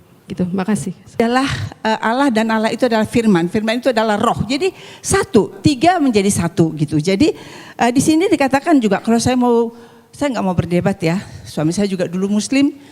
Suami saya Muslim selama 38 tahun pernikahan. Kami menjalani dengan sangat luar biasa. Dia Muslim, saya Kristen. Sampai satu saat dia sendiri yang mau jadi Kristen. Tidak pernah saya suruh. Karena tidak ada paksaan kepada agama. Dan Kristen itu memang Yesus itu adalah jalan keselamatan. Karena dia berkata, akulah jalan hidup dan kebenaran. Tidak ada yang sampai kepada Bapa kalau tidak melewati aku gitu ya. Di kitab Yohanes 13 ayat 13 dikatakan, kamu menyebut aku guru dan Tuhan. Dan katamu itu tepat, sebab memang akulah guru dan akulah Tuhan. Jadi di situ dia katakan juga dia guru dan dia Tuhan. Dia katakan nabi, dia katakan segala macam dia dikatakan. Bahkan dihina, dipukul, diludahi, tendang. Tapi apa dikatakan waktu di kayu salib? Ampunilah mereka, karena mereka tidak tahu apa yang diperbuat mereka. Kenapa kok takut dia Yesus sama malaikat?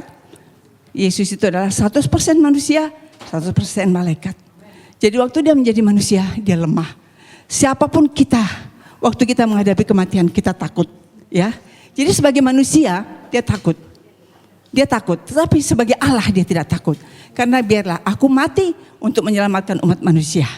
Aku mati dan aku hidup untuk membawa kamu ke surga. Aku akan pergi ke surga, menyediakan tempat bagi kamu yang percaya kepadaku. Akulah jalan hidup dan kebenaran. Dia berani berjanji.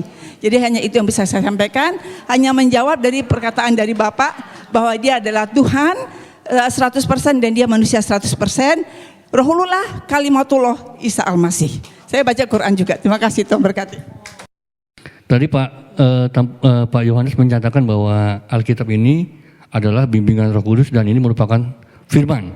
Jadi tidak boleh main-main dengan firman ini. Oke, sekarang saya coba mau membacakan satu di Korintus itu.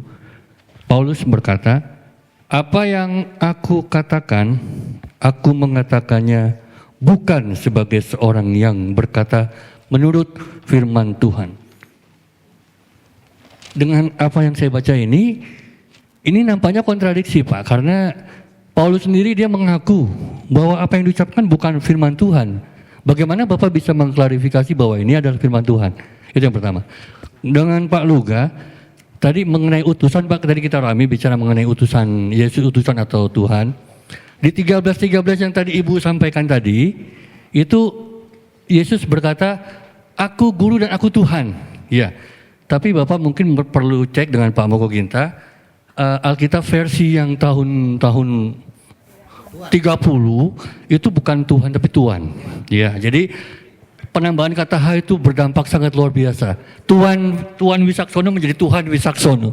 Itu sangat bertentangan sekali, Pak. Oke, terus menyambung sedikit lagi di 13 Yohanes, masih di Yohanes juga, Yohanes 13 ayat 16, menurut saya sih ini ungkapan Yesus juga yang sangat jelas mengenai jati dirinya. Di mana Yesus berkata bahwa seorang utusan, dia utusan, ya. Tapi menyatakan dengan jelas, utusan itu tidak lebih tinggi daripada yang mengutus. Jadi ini secara logika itu, seperti dikatakan Pak Nababan tadi, Akli tadi, kalau Yesus memang itu Tuhan, ya mestinya dia katakanlah, aku juga Tuhan, ya kan? Tapi dia bilang jangan jelas, seorang utusan tidak lebih tinggi daripada yang mengutus. Betul kan? Dan seorang hamba juga tidak lebih tinggi daripada yang menciptakan. Ya, terima kasih. Assalamualaikum warahmatullahi wabarakatuh. Assalamualaikum warahmatullahi wabarakatuh. Saya Mukti Ali, asal dari Sentul, Bogor. Tadi Pak Luga menjelaskan mengenai dari awal pernyataannya bahwa Yesus itu adalah Tuhan yang dahsyat, Tuhan yang hebat, Tuhan apa. Tapi tolong dijelaskan mengenai Matius 27:46. Itu peristiwa penyaliban ya. Sekitar jam 12 datang sebuah awan hingga kira-kira pukul 3 berteriaklah Yesus dengan suara yang nyaring. Eli Eli lama sabachthani. Tuhanku, Tuhanku, kenapa engkau tinggalkan aku? Lah, di sini kalau memang dia Tuhan, Tuhan yang mana dia panggil. Kemudian juga kok tidak sedahsyat yang Bapak sampaikan.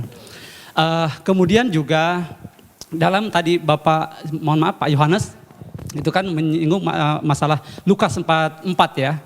Lukas 24, mohon maaf, 24 yang 46-nya. Bahwa Mesias akan dibangkitkan pada hari ketiga di antara orang mati. Mestinya dilanjutkan, dan ini sudah dijelaskan dalam kisah Raja-Raja, kemudian Mazmur dan Torah. Tapi demi Allah sampai saat ini saya tidak pernah menemukan Pak. Mungkin Bapak bisa menjelaskan di mana itu. Kalau Tuhan memang benar, dia Tuhan yang menjelaskan, tidak berdosa, mestinya ada Pak. Dalam Torah, Mazmur, kisah Raja-Raja, bahwa apa yang dinyatakan pada 46-nya itu, silakan dicek Lukas 24, 44 sampai 46. Itu dahsyat sekali, ayat-ayat misterius ini. Jadi ternyata tidak ada, mohon maaf kalau saya katakan kok berdosa gitu. Assalamualaikum warahmatullahi wabarakatuh. Nama saya Eri dari Tangerang. Ya, jadi tadi mengatakan bahwa Paulus bisa dipercaya karena mukjizatnya yang masih ada sampai sekarang. Yang terjadi pada pendeta-pendeta yang banyak menyembuhkan orang-orang. Namun ada satu permasalahan tadi, di mana ada orang yang mengaku dibayar. Dan Pak Luga sendiri mengatakan tidak bisa kalau hanya satu orang saja. Kalau saya baca itu pendekatan untuk menutupi. Karena kalau kita ingin tahu, pendekatan kita mestinya menganggap itu fenomena gunung es. Yang tampak hanya sedikit saja. Tapi yang di bawah sangat banyak. Itu yang sudah dibayar. Dan bagaimana yang terjadi pada yang terjadi di Kenya, saudari Esther Mwande oleh pendeta Michael Njoroge, yang mengungkapkan bahwa saya disuruh untuk pura-pura sakit dan sembuh karena dia tidak dibayar akhirnya. Nah, jadi di mana letak mukjizatnya itu? Demikian, terima kasih. Saya sudah membaca bukunya Pak Insan. masalah dia bilang ayat-ayat Nabi itu, terus terang saya udah baca banget ayat itu. Dan saya udah tahu banget itu. Yesus tidak tahu hari kiamat, bagaimana dia Tuhan. Kok dia yang gak tahu hari kiamat? Terus terang, saya udah tahu banget itu. Nah sekarang, saya sedang menunggu-nunggu, Tuhan kapan saya waktunya untuk menjelaskan ini. Saya pengen banget untuk menjelaskan ini.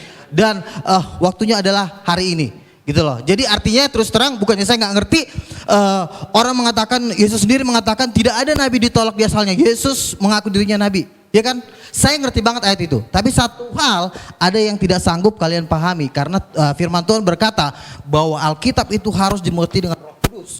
Daniel 1 ayat 20 dikatakan orang yang bisa mengerti firman Tuhan itu dikaruniai 10 kali lebih cerdas. Artinya membutuhkan hikmat Tuhan yang jauh lebih dahsyat. Bukan hanya sekedar firman Tuhan ditafsir sembarangan, tidak seperti itu. Contoh, tidak pernah Yesus berkata, aku adalah nabi. Tetapi dia berkata, aku adalah anak Allah. Jadi Yesus tidak pernah mengaku nabi. Memang Yesus berkata, seorang nabi tidak diterima di asalnya. Sebenarnya Yesus sedang mengumpamakan dirinya dengan nabi-nabi karena orang-orang yang di situ belum ada yang menerima Yesus sebagai Tuhan, hanya sebagian. Jadi kalau Yesus mengatakan tidak ada seorang Tuhan, kan artinya Yesus menjelaskan ini, arti ayat ini cuma mengumpamakan nabi itu sebagai fungsi utusan dari Tuhan, karena memang Yesus dari Tuhan, tetapi dia tidak mengatakan aku adalah nabi. Nah, dari mana kita tahu bahwa Yesus tidak pernah mengaku nabi? Rasul Yohanes di dalam Wahyu 19 ayat 16 menjelaskan tentang arti anak Allah. Arti anak Allah bukan nabi, karena pada waktu Yesus datang kedua kali di jubahnya tertulis Raja segala raja, King of Kings. Mana ada raja segala raja? Banyak. Kalau nabi kan banyak. Tapi kalau raja segala raja, raja di atas segala raja, berarti udah nggak ada lagi di atasnya. Berarti dia adalah Tuhan, the King of Kings. Jadi begini, kita tidak bisa menafsirkan kitab para nabi menurut apa kata Ahmed Didat. Karena penafsiran-penafsiran Bapak Insan Mokoginta itu kan diambil dari Ahmed Didat. Hikmat-hikmatnya doktor, profesor, doktor teologi yang nggak bisa buat apa-apa. Jadi penafsiran tentang Yesus harus diteguhkan dengan tanda-tanda mujizat. Bukan hanya bergelar, hanya doktor, profesor ditafsirkan. Contoh misalnya, inilah Nabi Yesus dari Nazaret. Memang banyak orang mengaku Yesus nabi, tetapi Yesus tadi menolak di Matius 16. Engkau adalah salah satu di antara para nabi. Jawab Yesus apa?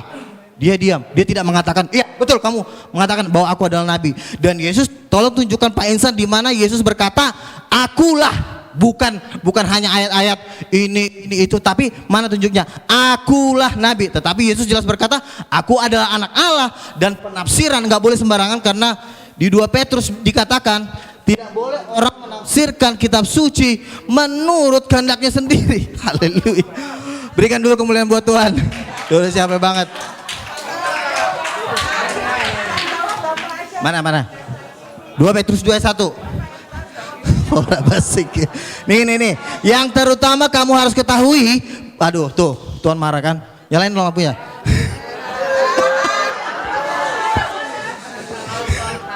Makanya yang terutama harus kamu ketahui bahwa nubuat dalam kitab suci tidak boleh ditafsirkan seenaknya.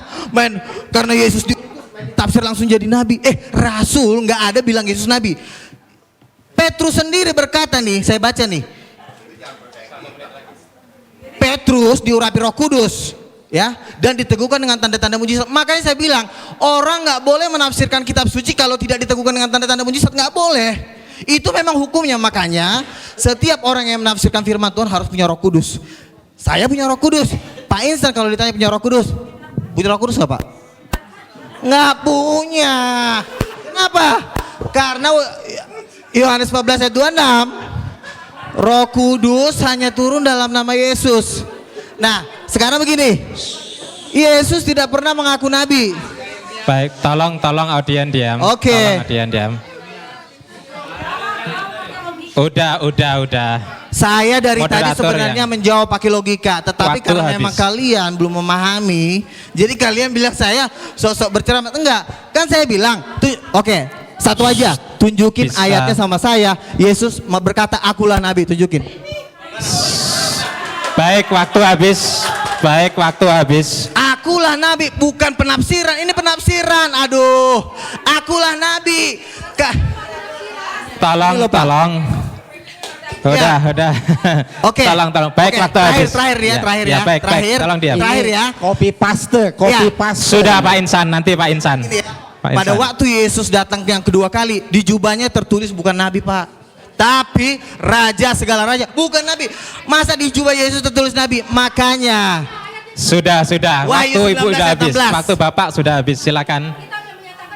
Sudah. 19 ayat 16. Enggak selesai. Nanti setelah acara.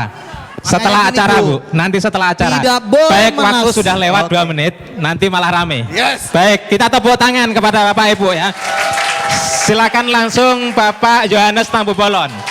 Tolong sekali lagi jangan bereaksi, jangan ditanggapi, jangan bicara, nggak habis. Nanti kalau mau berdebat ketambahan setelah acara ini. Sepakat ya?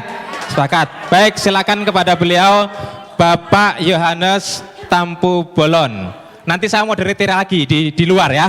Silakan. Ya, terima kasih.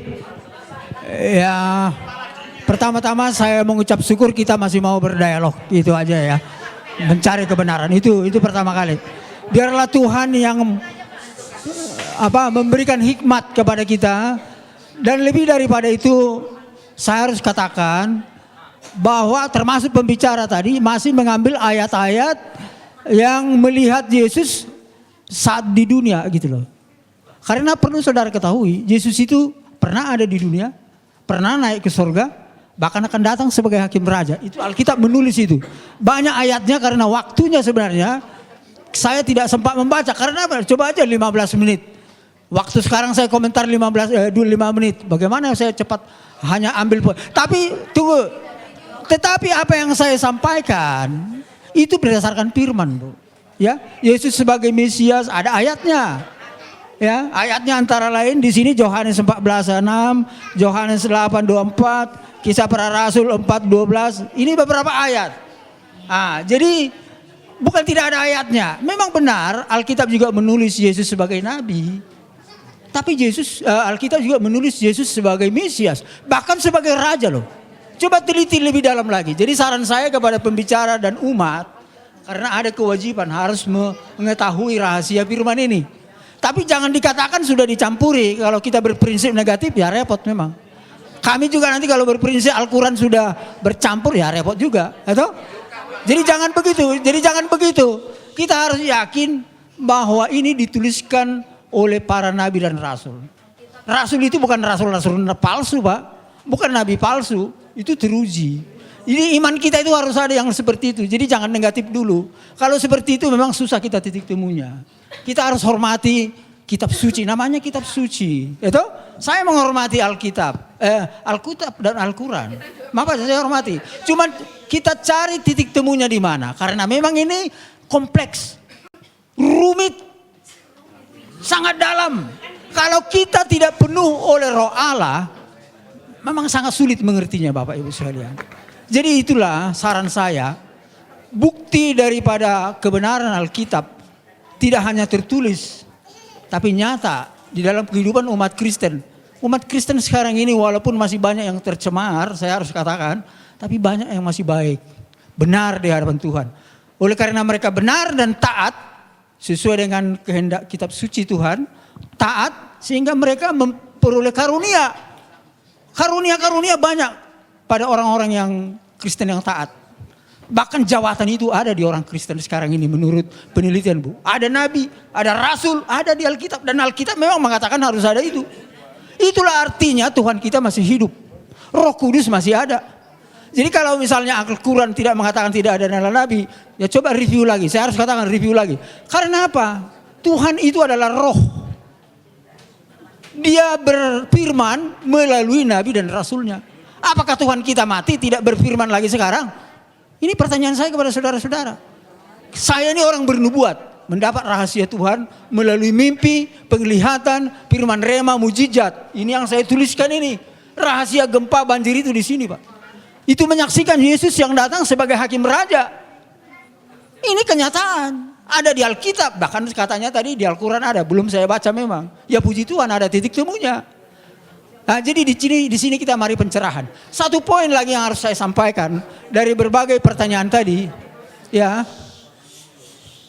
Ada keunggulan daripada pengikut Kristen daripada saudara kita Islam. Menguasai ilmu pengetahuan dan teknologi. Karena apa? Karena Roh Kudus itu ada di dalam hati kita ini. Roh itu adalah Roh Allah sendiri. Berkuasa dan dahsyat. Itu saudara sebab itu. Tapi kuncinya itu ketika kita percaya kepada Isa Al-Masih karena mengkuduskan kita. Karena kita ini sudah berdosa. Hanya Yesus telah datang mensucikan kita. Sehingga kita bisa seperti gambar Allah. Sifatnya Allah. Benar saudara-saudara. Saya menjadi saksi di sekarang ini. Kuasa dukun itu gak pernah mampan kepada saya. Itu saudara-saudara. Bahkan saya menghancurkan kuasa iblis bisa. Oh bayangkan itu. Oh saya saksi itu. Banyak pengalaman saya. Nanti suatu saksi saya saksikan suatu saat. Habis ya. Puji Tuhan. Terima kasih. Kita tepuk tangan sekali lagi. Jangan sampai ada kuasa-kuasa iblis di sini. Pasti akan lenyap. Baik, untuk yang ketiga 5 menit kepada beliau Pak Insan Mokoginta dipersilakan. Tolong jangan pulang dulu. Ya, baiklah. Mana-mana? Mic itu lebih bagus barangkali. Tes, ya. Ya, tadi kita sudah mendengar bahwa kata Pak Luga Tambunan, mana ada dalilnya Yesus mengatakan dia Tuhan, Nabi. Ternyata ini semua empat Injil kan? Ini kata siapa ini? Kata siapa semua ini? Kata Yesus kan? Ini ucapan Yesus sendiri mengatakan bahwa dia itu seorang nabi. Jadi apa yang saya kutip ke sini itu copy paste, tidak ditambah, tidak dikurangin. Katanya saya menafsirkan sendiri. Ini kan saya ambil dari Alkitab, tidak ditambah, tidak dikurangi. Yang mengatakan Yesus sendiri bahwa dia itu hanya seorang nabi. Yang nabi itu pasti kan bukan Tuhan. Ayat harus ditafsir dengan ayat, tidak bisa. Jadi harus ada ayat penafsiran lagi. Makanya saya katakan Rasul Yohanes menafsirkan anak Allah itu raja segala raja. Jadi harus ada penafsiran ayat dengan ayat. Tidak bisa kan seperti itu. Saya. Jangan diambil lah waktu saya. Ya. Jadi Yesus itu manusia dia nabi bukan Tuhan. Bahkan ada di sini ia bukan manusia. Sebab aku ini Allah dan bukan manusia. Jadi Yesus itu nggak mungkin Allah. Allah aja nggak bisa jadi manusia, bukan manusia apalagi Yesus. Nah, baik, saya akan melanjutkan ini. Komentar para tokoh Kristen dan Katolik tentang ketuhanan Yesus. Nah, saya punya buku. Ini ditulis oleh seorang Kristen namanya Franz Donald. Dia Kristen Tauhid namanya. Tidak percaya Yesus Tuhan lagi. Ya. Nah, dalam buku ini saya kutip.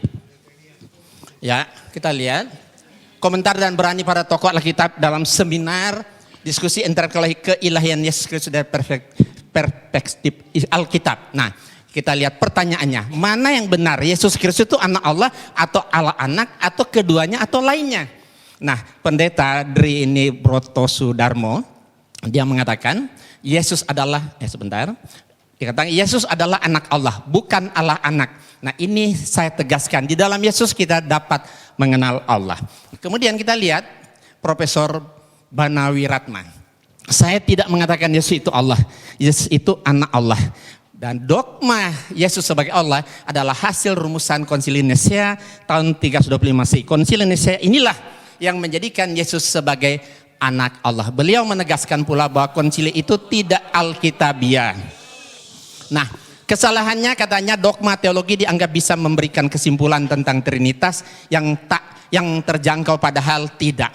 Saya tidak setuju dengan bahasa dogma. Saya lebih suka memilih yang sederhana yaitu bahasa Alkitab. Yesus bukan Allah, tapi Yesus jalan menuju Allah.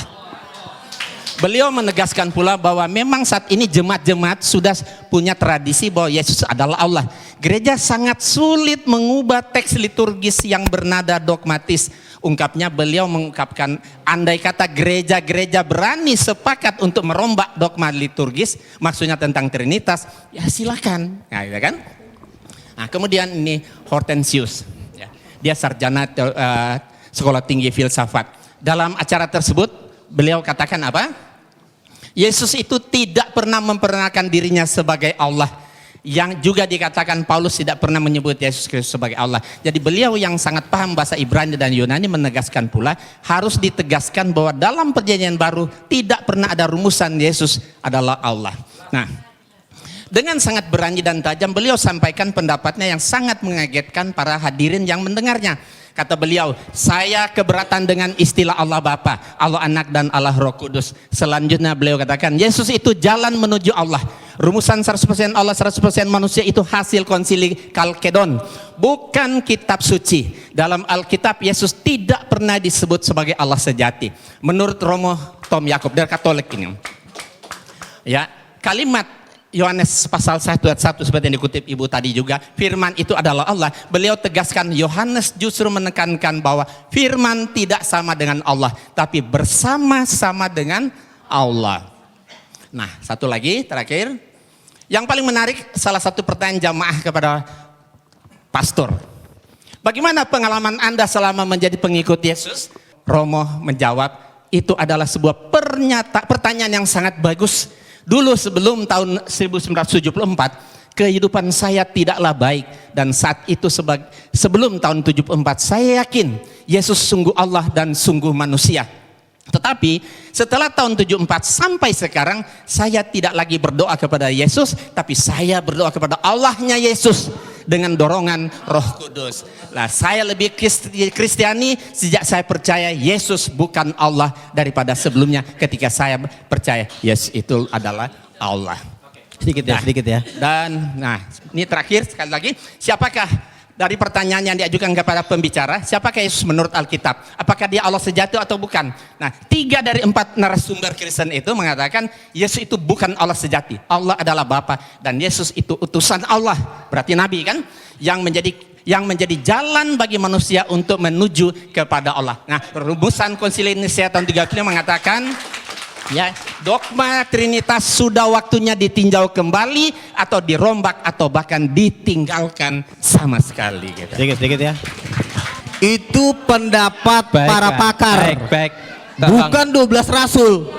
Nah, Anda mau hidup menurut kata pakar atau 12 rasul? Karena pakar-pakar ini nggak ada kuasa, nggak ada tanda-tanda mujizat. Baik, terima kasih. Nah, jadi kalau mau ikut percaya sama orang pemimpin, ikutilah para penginjil-penginjil dunia yang telah melakukan dan kesaksian mereka. Bukan kata ini, mereka ini juga kita nggak tahu siapa, yang kita percaya aja, jangan-jangan mereka udah di neraka lagi. Terima kasih Pak Luka. Nanti ada waktunya dalam debat yang ketiga, Pak. Silakan yang terakhir kepada Ustadz Samsul Arifin Nababan, waktu kita berikan 5 menit. Tolong diingat, bicara yang padat, rinci dan jelas, singkat. Kepada beliau dipersilakan. Terima kasih Bapak Ibu, sudah kupas tuntas semua jawaban-jawaban dari pembicara. Saya hanya ingin tegaskan kembali bahwa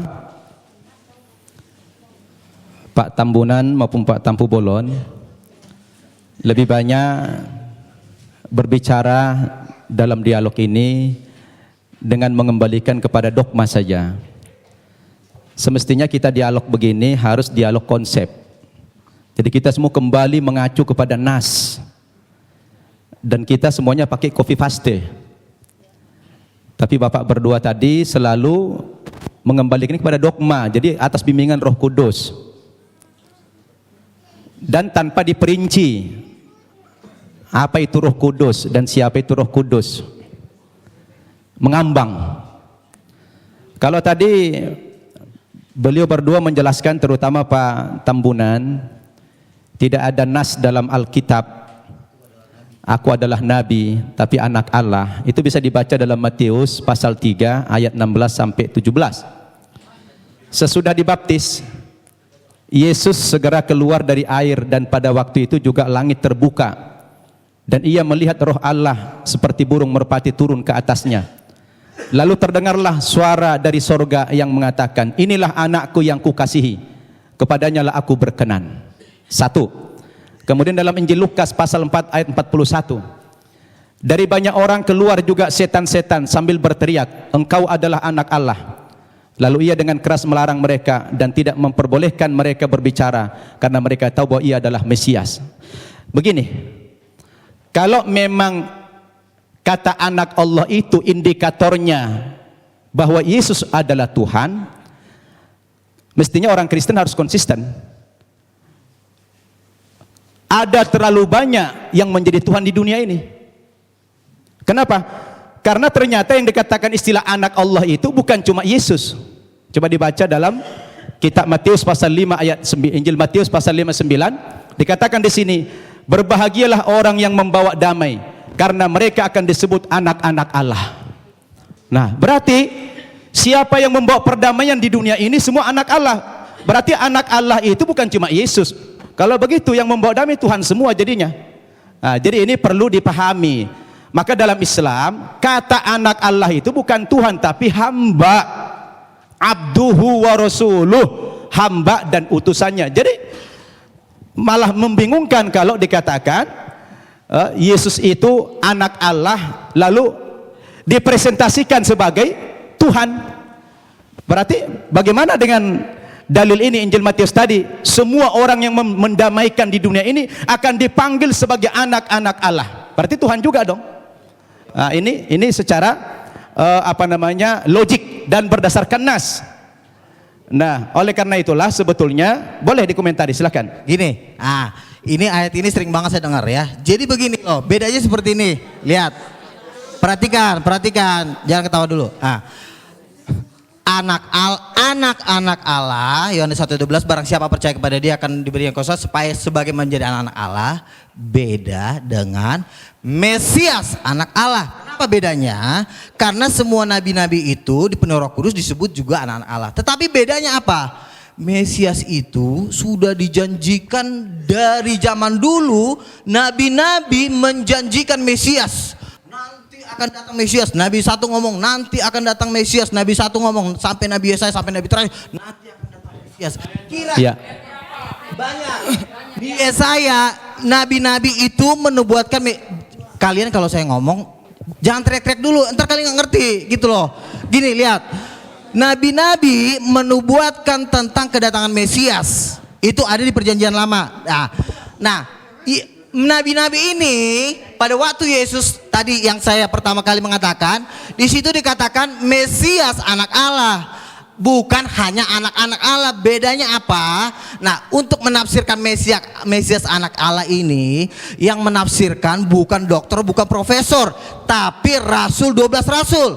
Makanya 12 rasul menafsirkan Mesias anak Allah dalam Wahyu 19 ayat 16 bahwa Mesias anak Allah penafsirannya adalah raja, segala raja, bukan nabi. Jadi kalian jangan sembarang menafsirkan kitab suci. Mesias anak Allah dengan anak Allah beda banget gitu loh. Jadi perbedaan ini kalian harus pahami, karena perbedaan ini efeknya lautan, api dan belerang gitu loh. Jadi Mesias anak Allah dan anak-anak beda. Itu yang saya pahami dan yang saya pelajari selama ini, karena saya udah tahu jawaban pertanyaan kalian pasti itu gitu loh. Jadi itu gantian. Saya belum selesai tadi. Itu sanggahan dari beliau. Kita jadi bingung nih. Kenapa bingung? Kita kan membaca Alkitab ini justru kita menghindari tafsir. Ini textbook kita nih, copy paste. Kalau memang tulisan-tulisan kami yang mengambil dari Alkitab ini dianggap salah, padahal ini adalah textbook kami menulis di sini. Terus apalagi yang dipakai sebagai hujah, sebagai jangan baca argumen. satu ayat aja Pak. Makanya Satu. baca Jadi juga gini, kitab Wahyu. Jangan cuma baca. Saya mau kembali kepada teks lagi. Di antara indikasi juga Yesus bukan Tuhan, saya baca dalam Injil Markus pasal 13 ayat 31 sampai 32. Dikatakan dalam ayat ini, Yesus tidak tahu kapan kiamat itu terjadi. Masa ada Tuhan tidak tahu kiamat kapan terjadi? Nah, ini menjadi pertanyaan yang menarik sebetulnya. Jadi ini tanpa tafsir, ini bukan tafsir. Jadi ini bukan tafsir, kami nggak berhak menafsirkan. Makanya kami hanya textbook saja. Kembali kepada copy paste ini. Nah, terkecuali kalau bapak-bapak tidak lagi mengakui Alkitab ini lain soal. Jadi kalau mau dibantah sebetulnya jangan dibantah kami, dibantah saja itu Alkitab, karena kami hanya menyadur saja. Iya, demikian. Terima kasih. Makanya Pak, kesimpulan Baik, dari Bapak. seluruh Injil itu ada di kitab Wahyu. Jangan kalian baca cuma kitab Injil doang. Baik. Tapi kitab Wahyu kalian baca. Itu kesimpulan dari seluruh Injil itu ada di kitab Baik, Wahyu. terima Jadi kalau kasih. mau kalian, ntar lupa. Kalau Itu kalian mau juga mau menafsirkan, bicara, Pak. Kalau kalau nanti kalian semua mau ingin menafsirkan bicara, ayat Alkitab, baca kitab Wahyu. Karena di kitab Wahyu dikatakan di seluruh umat, seluruh malaikat itu menyembah Yesus, ada ayatnya di kitab Wahyu. Makanya baca kitab Wahyu, karena kitab Wahyu itu penafsiran dari rasul-rasul. Saya bacakan ya, saya bacakan. Baik Bapak, saya kasih waktu setengah menit, tidak lebih, tidak Ya, kurang. ya. Setelah itu Bapak nggak bicara Dan, lagi. Wahyu Setengah menit ya, Pak, Wahyu ya? 5 ayat 11, maka aku melihat dan mendengar suara banyak malaikat di sekeliling tata makhluk-makhluk dan tua-tua, itu jumlah mereka berlaksa-laksa. Katanya dengan suara nyaring, anak domba yang disembelih itu layak menerima kuasa dan kekayaan, hikmat, kekuatan, pujian sampai selama-lamanya. Dan saya lanjutkan ke ayat 14, dan keempat makhluk itu berkata amin, dan tua-tua itu jatuh tersungkur dan menyembah Yesus. Ada ayatnya Yesus disembah. Kalian kan berkata, mana ayatnya Yesus sembahlah aku?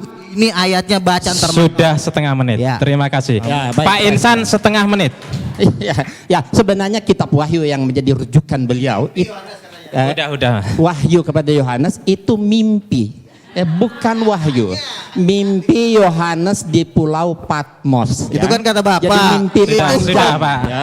Sebentar, mimpi panjang berseri, ya. Makanya kitab Wahyu merupakan salah satu kitab yang paling sulit sekali ditafsirkan. Andes itu rasul terkasih Yang loh. paling Sudah, sulit Pak. ditafsirkan karena ini cuma mimpi. Nah, zaman dulu ditulis mimpi, kemudian dirubah lagi kenyataan. Sekarang dirubah lagi menjadi wahyu supaya keren, biar keren kelihatan. Sudah. Diganti Cukup. wahyu. Baik Pak Insan, cukup. Kita tutup. Karena bukan mencari kemenangan dan bukan mencari kekalahan. Masing-masing berdakwah kepada yang lain. Silakan yang umat Islam itu tadi dengarkan, renungkan terhadap Bapak Luga Tambunan dengan Pak Yohanes Tampu Bolon. Yang Nasrani silahkan renungkan.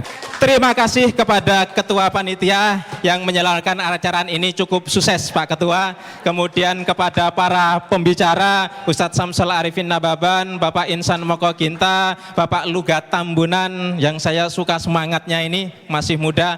Kemudian Bapak Yohanes Tampu Bolon yang lebih bijak, santai, tenang, dan juga semua audien yang hadir di sini, semoga seluruhnya mendapatkan hidayah dari Allah Subhanahu wa taala. Terima kasih dari kami. Billahi taufik wal hidayah. Assalamualaikum warahmatullahi wabarakatuh.